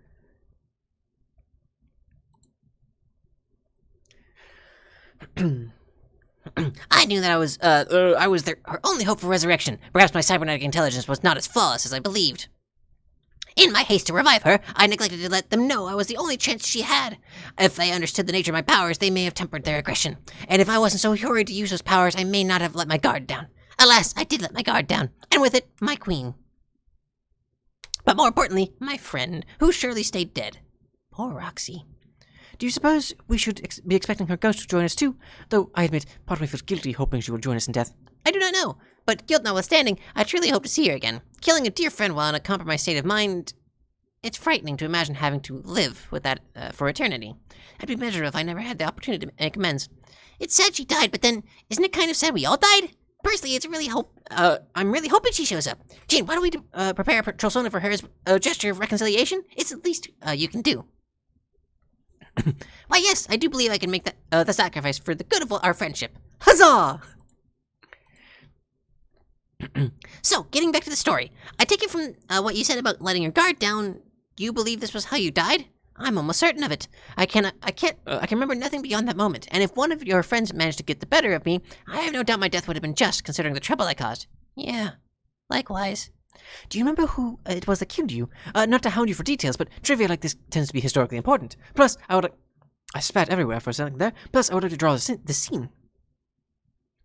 I'm sorry, my memory of the incident overall is quite vague, but it wouldn't surprise me if the one who dealt the fatal blow was the leader of the raid. This was the unanticipated factor. The leader was someone who was not expected to show up with them at all. The presence of this lone interloper was enough to discombobulate a scheme millions of years in the making. This hero occupied a blind spot as much of the contest as to my present recollection, but of this much I am sure. The hero was bold, wily, the sort of firebrand personality they needed to take such a stand, an intrepid soul who was not about to take the verdict of Paradox Space lying down. You see, Callie, your historical documents make no mention of the leader of the raid, because originally the curtains closed early on this plucky customer. But the hero was written back into our stories by some inscrutable gambit of circumstance, which we may never fully understand. And with that flourish of revisionism, the tide of luck turned on a shining new dime. All bets were off. The tilt between the friendly and felonious was a true horse race again. A real barn burner in the brewing. Yes, there'd still be hell to pay after Jade and I made our exit, sure cubes.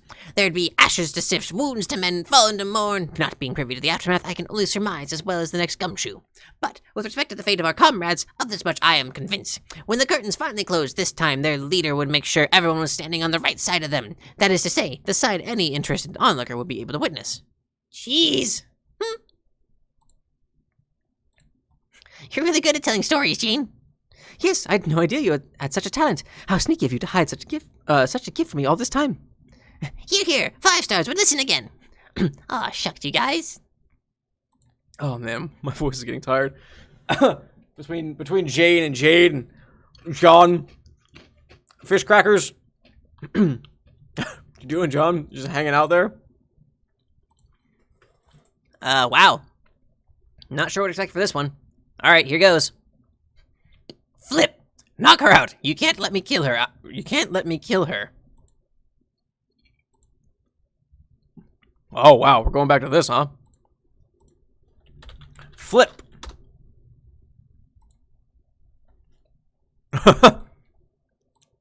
No, Terezi, don't do it!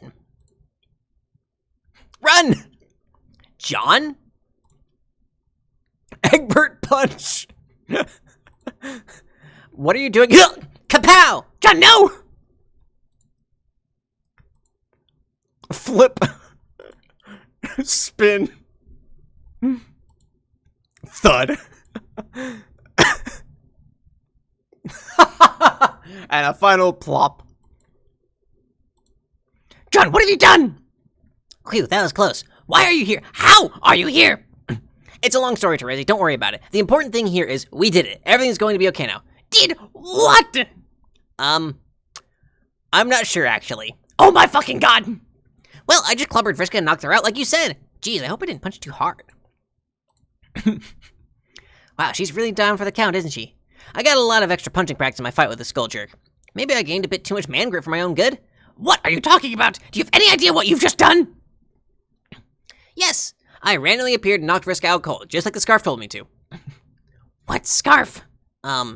This one? You weren't supposed to do this. I was supposed to kill her. You just doomed us all. No. I mean, yeah, it was supposed to go that way originally, but now it doesn't have to because of, like, weird retcon magic and also your crazy mind schemes. Mind schemes? Yes. Well, you from years in the future, just before you died. I got help from your older, possibly wiser self, and you helped me come back here, using the mysteries of the mind. I see. But that does not answer the most important question of all. What? Why are you such a dork? Shut up. Let me see that scarf. No. Yes, give it here. No, quit it. You fucked with the alpha timeline. I want answers. Hey, I had to jump through a lot of your lame prankstery hoops to get here. Plus, I saved Vriska from your backstabbing ways, so you don't need to do that for whatever stupid reason you're going to. How about a little gratitude? Just tell me what the scarf says. I need to know what it said.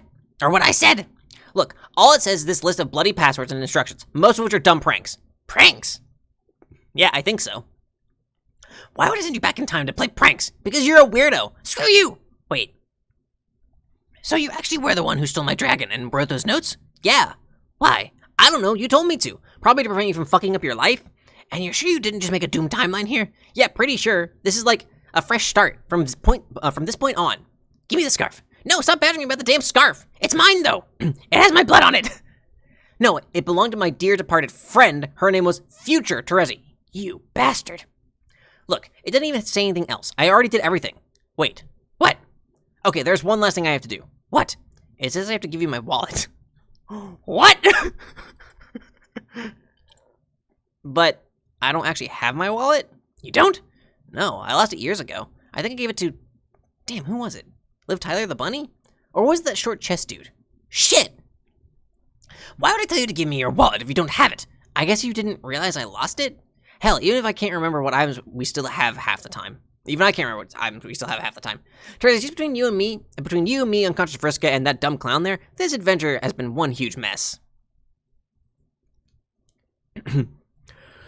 What could even be so important about giving me your wallet?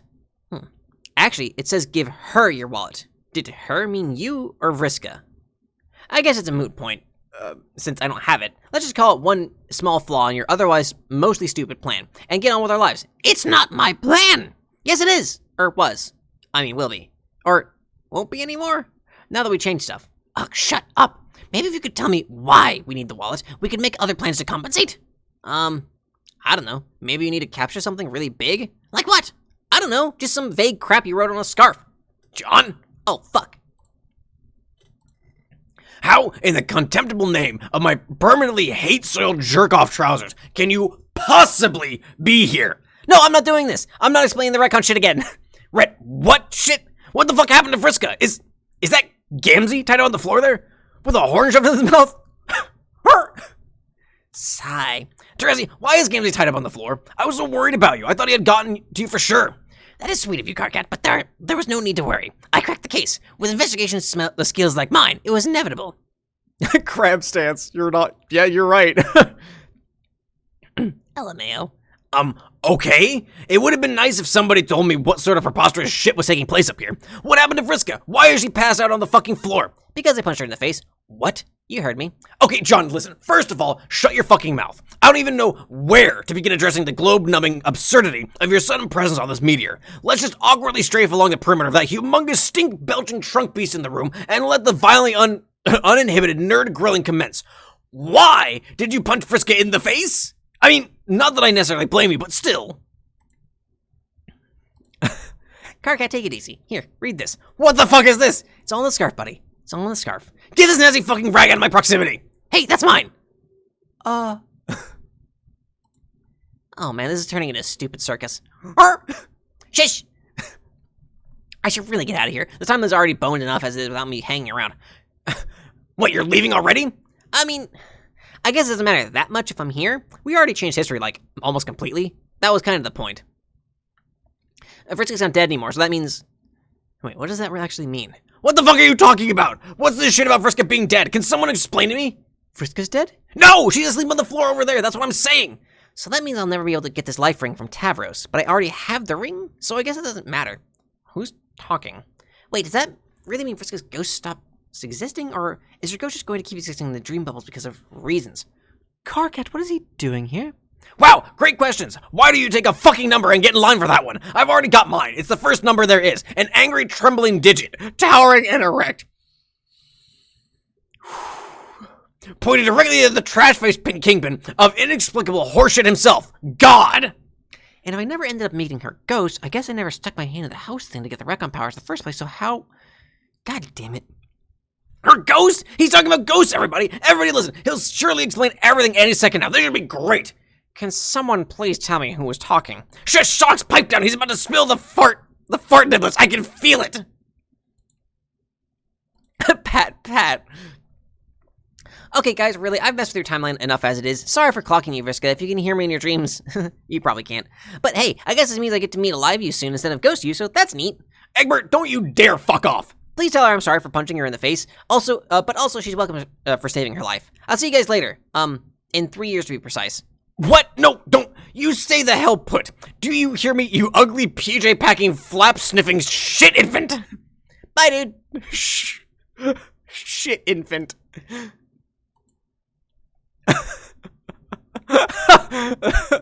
That's just like traumatized. I suddenly don't understand anything, and I'm currently casting sincere doubt on the laughable insinuation that I or anyone else ever actually did for even a single moment. Can I don't be such a damn noob? The explanation for all that stuff I just heard is so obvious. What is the explanation? Mother fucking shenanigans.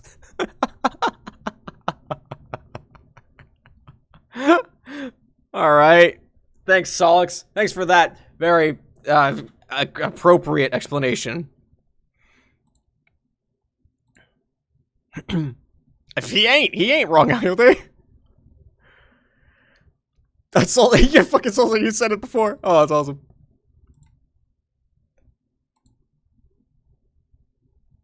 Oh,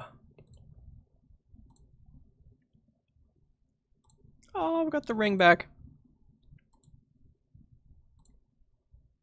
Get out of here, Firefly!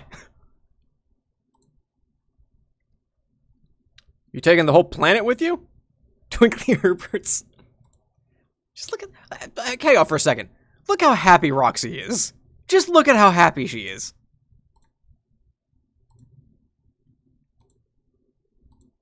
I guess we're taking the whole Van Dam planet. Okay, we're taking more than the planet. What is going on?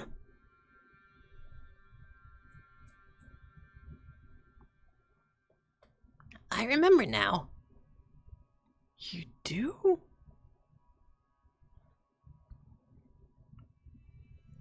Do I click it? Or is this still its own flash scene?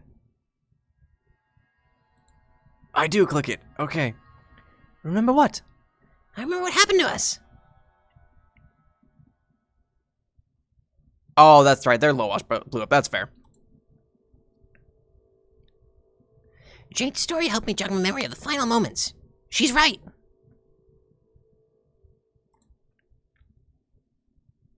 Oh, my neck is starting to hurt a bit. When I went to hijack the meteor, there was someone there I didn't expect to see. Who was it? The mayor? I think Jane covered the who pretty well with her colorful description already. What's more interesting is, it made me realize I'd been wrong all along. What is going on? What is happening? Wrong about what, Jane? Jade? Jade? Oh. We were never dead at all.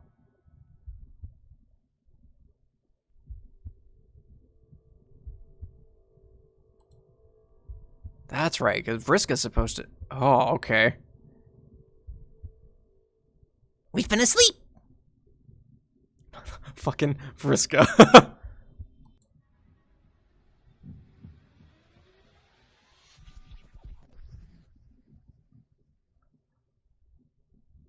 All right. Okay, then.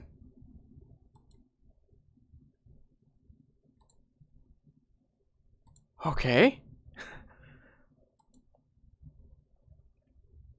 Oh, no.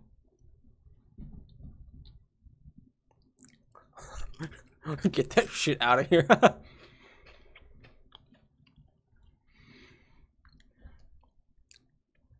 What's that? Can I even interact with that? No? Okay. That's mind-blowing for me because I didn't know this happened. All right, Act 6, Act 6, Act 5.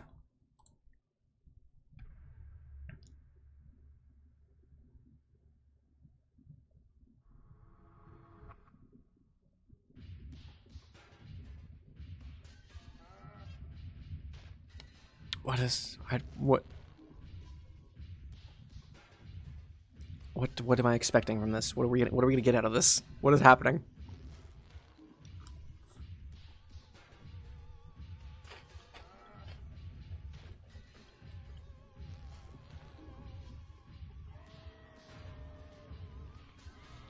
That's what I thought. I didn't know we were on like the retcon timeline for all this. So I can guarantee you that's what people thought at the time. Because I'm thinking that right now, up until this point.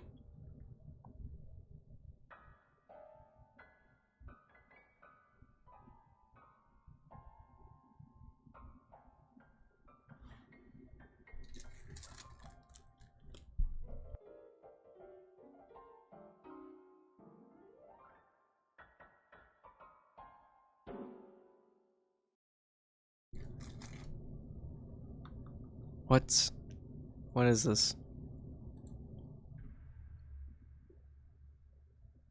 Oh, does it just play over again?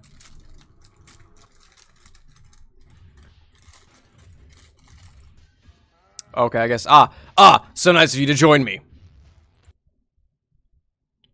To join me for my masterpiece.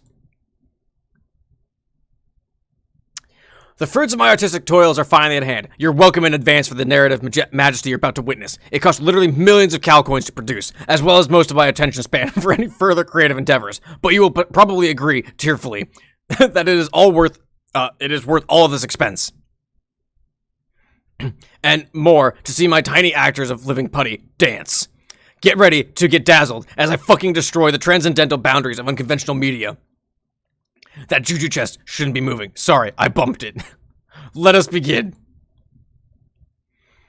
The tale of my masterpiece describes is basically a spoiler to the ending of things. It takes place in a future moment, long beyond when we, you, or I have any business seeing what happens. But I found out and learned of this spoiler. I saw it once, on one of my planet's many screens, the land of colors, and the land of mayhem. It knows all. And it will show anything to any man who is willing to find the right key, and it turns out that just such a man is the man that is me. So I will show you what I saw.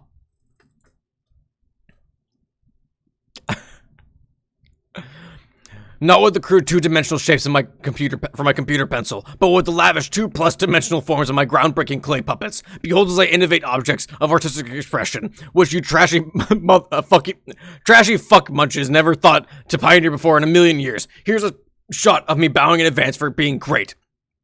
Ah yes, movie magic at its best.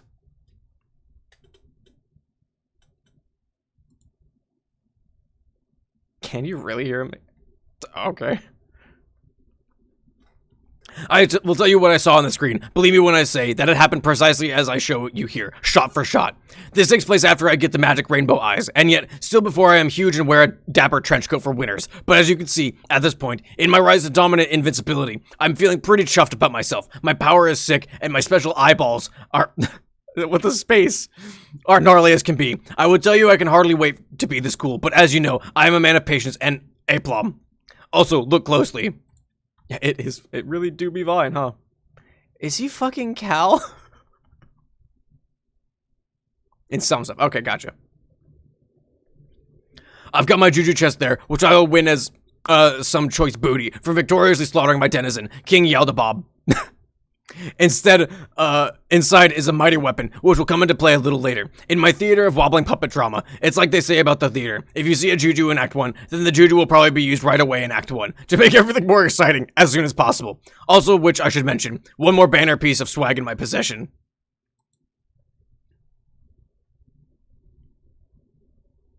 Well, because this is just a GIF, I'm pretty sure. Well, maybe I can pause it. That's weird. Because Vine doesn't exist anymore. So how could it be hosted through here? Through an iframe. At least in my mind.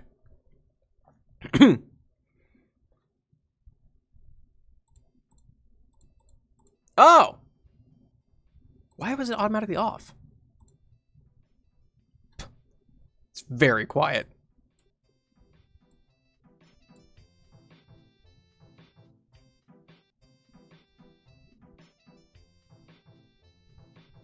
Very quiet.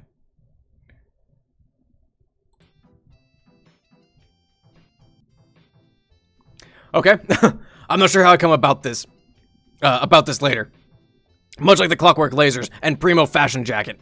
It's a ring that found its way to me somehow. A golden ring of void. It becomes mine one day. The most beautiful thing I never knew I always wanted, yet somehow preemptively coveted. It lets me stay close to the darkness, to vanish and appear again, in places I have no business fucking with, full of plump and meaty people, alive and living, who one day will plead with the gods, begging them to curse my name. Here I am lording it over my minions.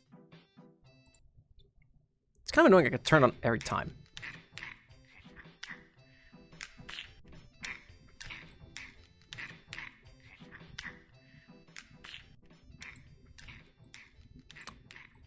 Find a good balance of sound here.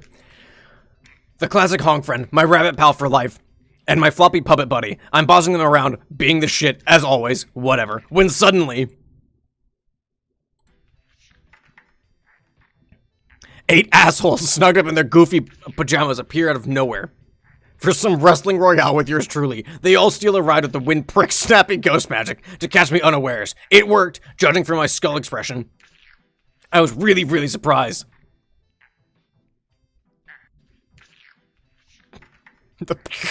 But then... That's horrific. That's fucking terrifying. My skull turns giddy and sinister because I know in my heart that truly they are about to get owned. They are all frisky and ready to fight. I can tell they are psyched about this, like they have been planning it and biding their time, and now they think they are strong enough to overtake me, if only because of the surprisingness of their ambush. And maybe they are even right. Maybe they could beat me. They have a lot of fighting levels and magic boons now, just like me. But see, I don't even give them the chance. Like I said, I have a superior weapon. And I see no reason not to use it right away. Oh, interesting. What would be a fucking point in holding out? Suspense? Bullshit. I pulled out the big guns nigh instantaneously, because I think like a great winner. But like most things that are good, the thing has limitations, and rules and stuff. I would absolutely buy that Hussie did this. This is horrific. This is terrifying. All jujus have rules. The cooler the juju, the trickier the rules. For one thing, the weapon could only be used against 4 guys at a time, because its shape has, like, 4 slots or something, so I choose my targets carefully. I select the 4 of these jokers, who I deem the greatest threat to me. The blue Philistine with the belligerent fists, of course, so he can't own me again, with hurtful insults to my art, and also the alpha male and his smooth ways. Say goodbye to him too. I couldn't risk messing with his sword, which I understand to be the only thing in reality that is poison to my invincibility, because of an illegal ingredient, a white round circle of total knowledge. What? Oh, I targeted the 2 corresponding females as well, because why not? The dog one is a nightmare of powers, and the orange one perturbs me with her dictionary blither. Good riddance to bad teens. And just like that, they were gone.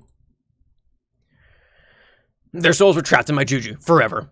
This solves one problem for me, but starts another. The juju, when its shapes are filled, changes in nature. It stops being a weapon I can use ever again. It's weird and a bit lame, but you can't be too picky about awesome jujus. You have to take the good with the bad. Once I used it, it became mysteriously intangible. Oh, the cue ball. Oh, gotcha. Like a hole, a gap in the teeth of my story that now exists as a dangerous liability to me personally. It can only ever be used as a weapon against me. From now on, such as that YOLO broth. The great lewd snake will tell me about the juju when we meet. So after using it, it made me nervous. So in the blink of an eye,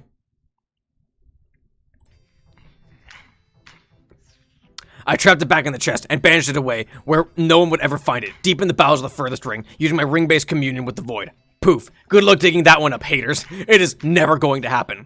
With the first of the 4 banished, the team of heroes was cut in half, to be much easier for me to devastate. A smutty swordsman, an underpants wimp, and 2 flippant bimbos? I would call it a cakewalk, but when you are this cocky and brash, you don't walk, you strut, no matter what kind of dessert you find under your feet. I should also relevantly mention...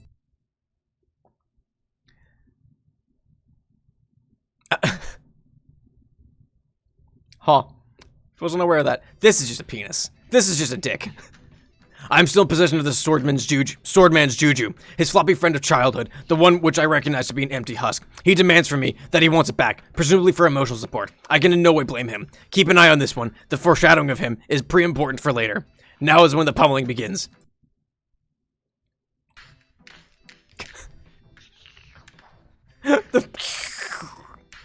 The fracas is loud and large. Power levels are off the charts. You can't even follow what's happening with your eyes. I'm mostly toying with them, though.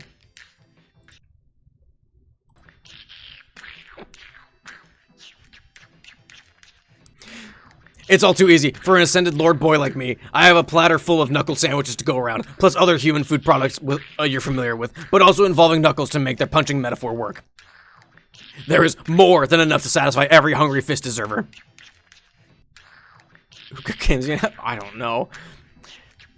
And I know what you're thinking, that I have a reputation for having a problem of unfair cruelty that goes at silly ladies more than great gentlemen, to which I take great offense, but still, let it be unconditionally accepted that I'm a fair man who listens to criticism and works ever and always to improve my masterful craft and my tremendous decency. So,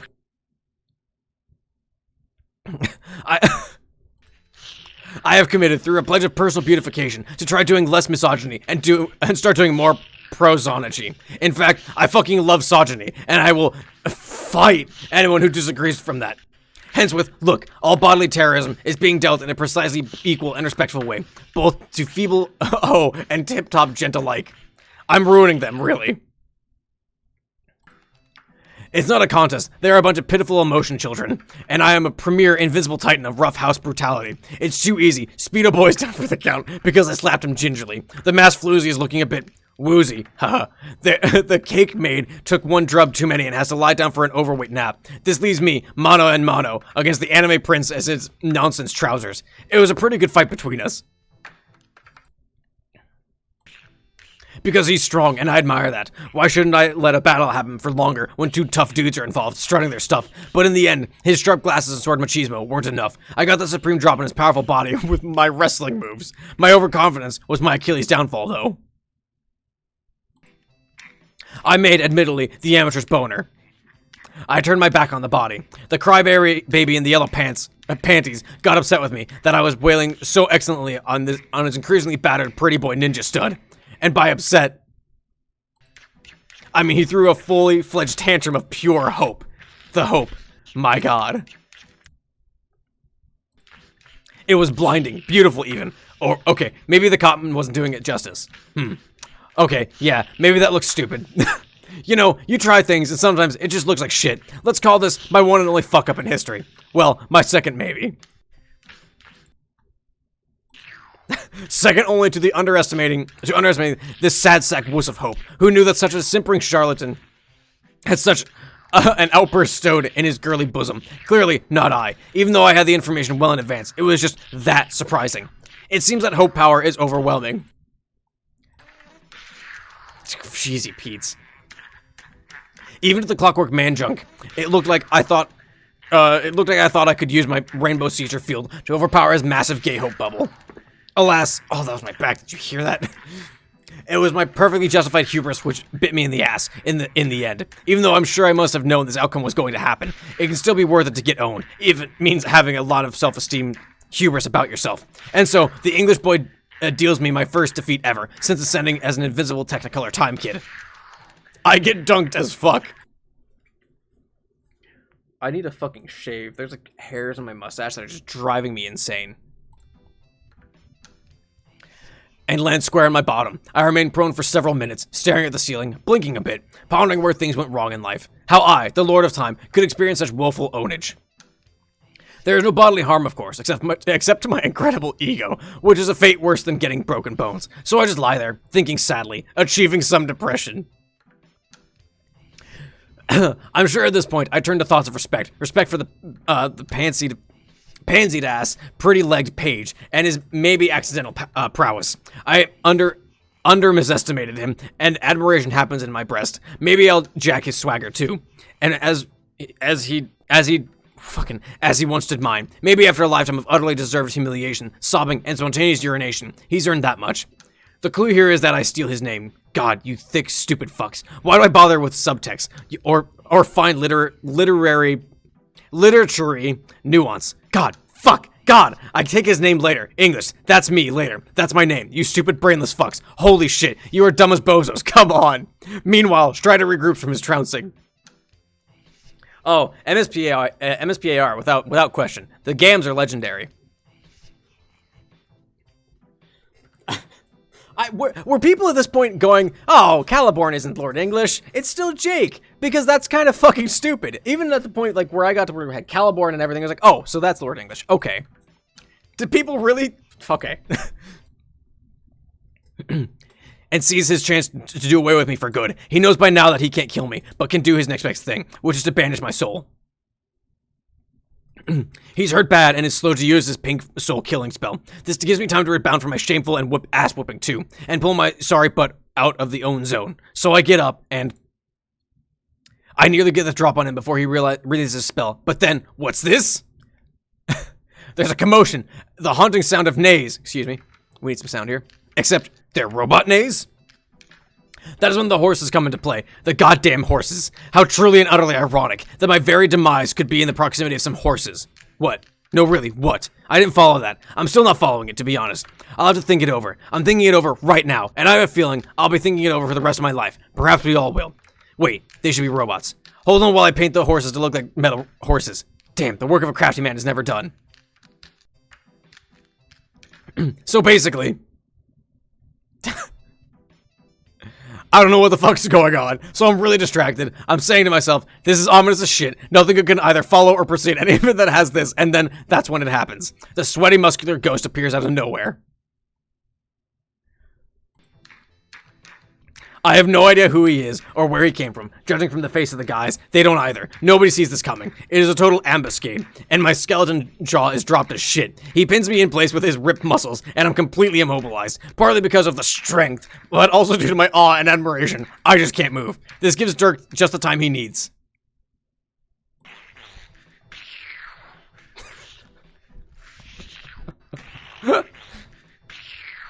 To do his flamboyant pink spell. It owns me completely, but sadly to Dirk maybe. It also owns the muscle hero. Both of our souls are consumed by the enchantment. I think he thought he could destroy my soul. But he bit off more than his fleshy skull could chew, so he used his irony again and stuck my soul in his juju, exactly the way I stuck his buddies in my juju. The one I got from Yodel Booger. It's like poetic justice, I guess, except puppetry, instead of puppetry, or poetry. So, puppetic justice. Oh yes, I like that. The Muslim ghost came along for the ride, and I guess his soul got trapped in there too? I have no idea what that means. Honestly, it is disturbing as hell, and I prefer not to dwell on its greater ramifications to my long-term existence. Maybe it's good? Or maybe it's dumb. Maybe it's good and dumb, or smart and bad. There are so many words things can be when you're confused. At this point, his beloved Juju is no longer a hollow vessel. It is very much crowded in there, chock full of souls belonging to hardcore brawling brutes, and he knows it. His puppet is now a problem to do away with, just like my Juju was. So they do the same basic thing. They get their drunkard sorceress of void to banish the puppet once and for all into the darkness, never to be found again by probing hands of meat. Yes, never to be found. So is Scratch Cal?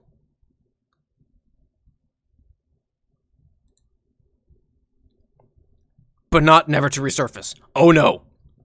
You see, my soul is a tenacious one. I know this fact firsthand because it has been inside my brain all my life. It's a real motherfucker, I'll tell you that much. The puppet's essence will flop and flutter. Oh, fucking hell. Through the statues for eternity, surfacing in the nightmares of the unsuspecting, weaseling its way into the hearts of yucky, shitty children. And when its infiltration in that universe has taken hold, the seed will have been planted, and it will pave the way for my emergence to wreak my badness from universe to universe to universe. Each one will fall, and each time I will get stronger and older and bigger and buffer. Oh, yes. It will be time. It will be time, indeed, for me to get ripped. Oh, no. Okay, so yeah, so that was the whole thing, is that, like, when Scratch died, it released Lord English. So, I mean, Cal is Doc Scratch. Okay, didn't see that coming. And now, if you will excuse me, I must put down the toys and ways of a child, and confront the big things of becoming a huge man by dueling the supreme beast in my legend land, his serpentine eminence, Yogurt Boner himself. Yogurt Boner's a good one. I'm about to go fight him now, so this is the last time you'll ever hear my excellent voice. I will duel and crush my slithering sexual snake boss to finish what I started when I stepped my metal foot into this children's farce. I will do that because I want to, and when that is said and done, you will see me at the peak of a mountain of trophies, resting on my throne of prizes. I want to get to tell you that I did what I wanted to do. So if you remember just one thing I say of so many great things said by me, then please remember this: I wanted to play a game. MSPA Reader, mental breakdown. All right, let me turn this down, actually. I want to eat my sandwich real quick.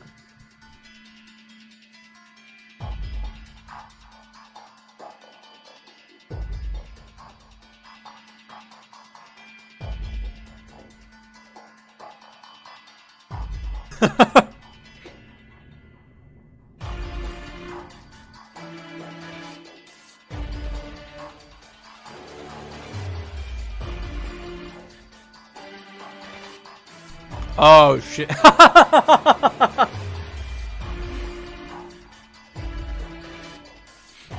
The fucking Illuminati confirmed.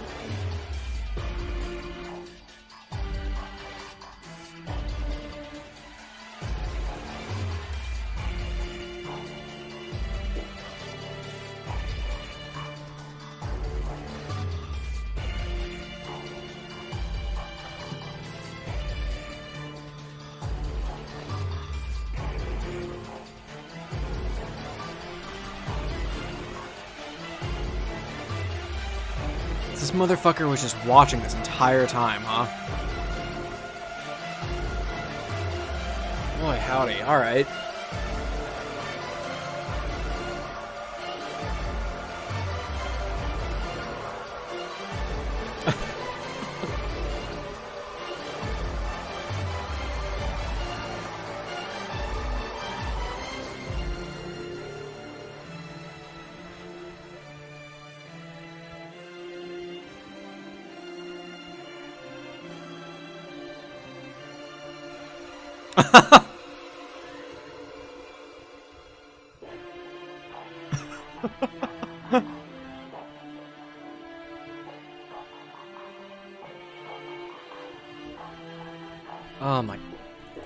Oh my good hot damn.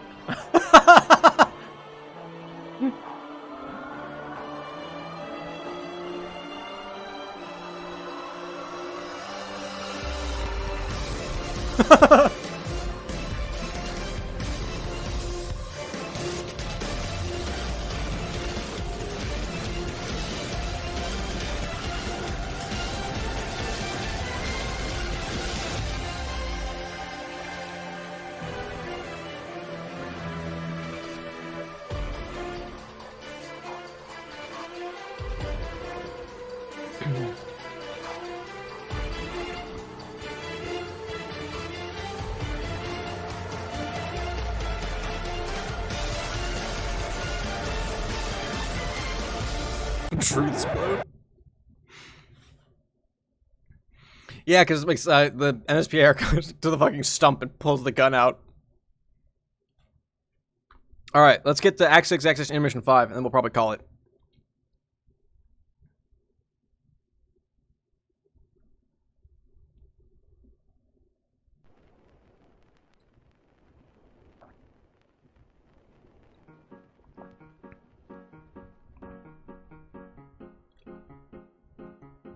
Oh, that's what this is, huh? Okay.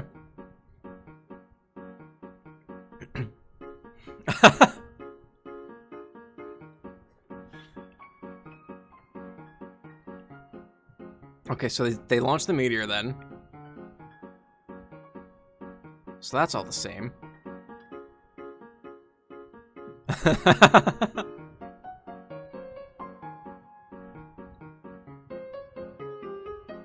Carcat and the mayor and Dave.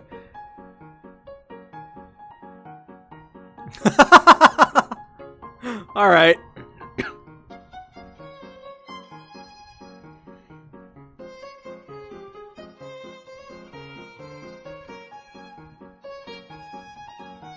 Mayor's too pure.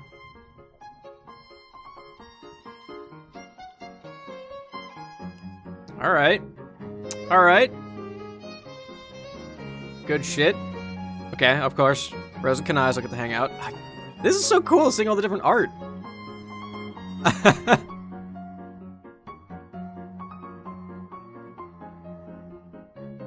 It's a really good song. Cursed goat ears. Are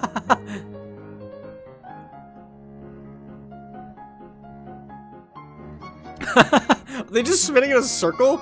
Are they really just spinning in a circle? What does that accomplish?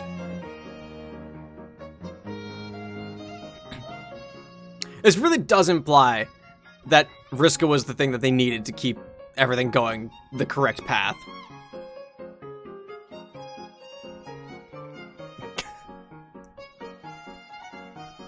Aww.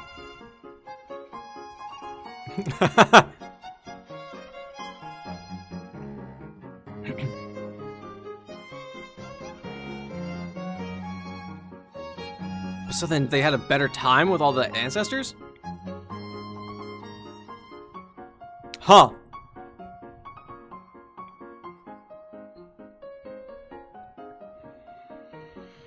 So instead of games, James came across Vriska.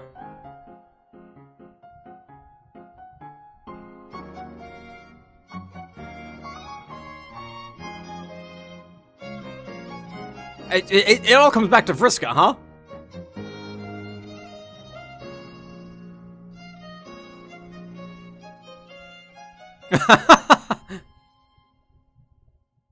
Huh. All right.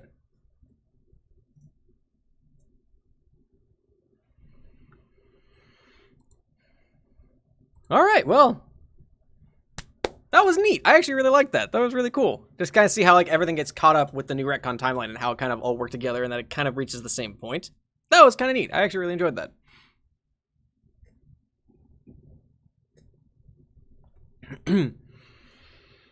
I think that's fair, Pen. That it really is just like, yeah, we need Vriska to make everything work. Coming down to one character is kind of shitty, but I don't know. I still enjoyed that because that was really just kind of a fun way to recap everything and show how it went the way it did now. All right, we made it. Damn, almost 400 pages. Holy shit! I think we were like 10 shy of 400. But yeah, so that's the stream, everybody. It is currently 4:13 my time, so this is the perfect time to stop it. Anyway. Thanks everyone in the chat for hanging out. Thanks Brady for gifting a sub to Solsa. So also hope you enjoy having that as well. But yeah, thanks for hanging out. We got through a lot today, actually. So I hope you enjoyed it. And if you're watching this on YouTube later, if you liked it, make sure you click the like button and subscribe to keep up with this stuff. New videos almost every Monday, Wednesday, and Friday at 1 p.m. Eastern Time. I do take every fourth Sunday off, so every fourth Wednesday there isn't a video. Monday, Wednesday are my stream VODs. There is a link down in the description to my Twitch channel for scheduling and things like that. We're currently going through Homestuck and Danganronpa. Trigger Happy Havoc. Comment, what was your favorite part about this? Was it the claymation? Was it John starting the retcon? Or was it Vriska? I actually really enjoyed Vriska. That was really just cute and fun. And share it with your friends. If you had friends who didn't want to read Homestuck because it is intimidating and it's just the sheer immensity of it all is a lot, show them this and have me be their guide through Homestuck as I read through it and relive memories and make new and learn new things that I never got far enough to experience. But yeah, and we have a Discord. If you're in the chat right now, there should be a panel somewhere in the About tab or on the left of the chat. Come join the Discord. We chat. We talk about Homestuck. We talk about a lot of things. Danganronpa, music, different memes, things like that. And if you are on YouTube, there's a link down in the description as well. Oh, fuck off, Brady. Thanks for hanging out, man. Thanks again for the sub. Maybe we'll play something later. I don't know. I haven't decided yet. Melissa and I are trying to finish up Borderlands, but I'll text you. But anyway, thank you everyone for watching. Please stay safe, stay healthy, take care of yourselves. Hope you have a good one, and see you next time. Bye, everybody.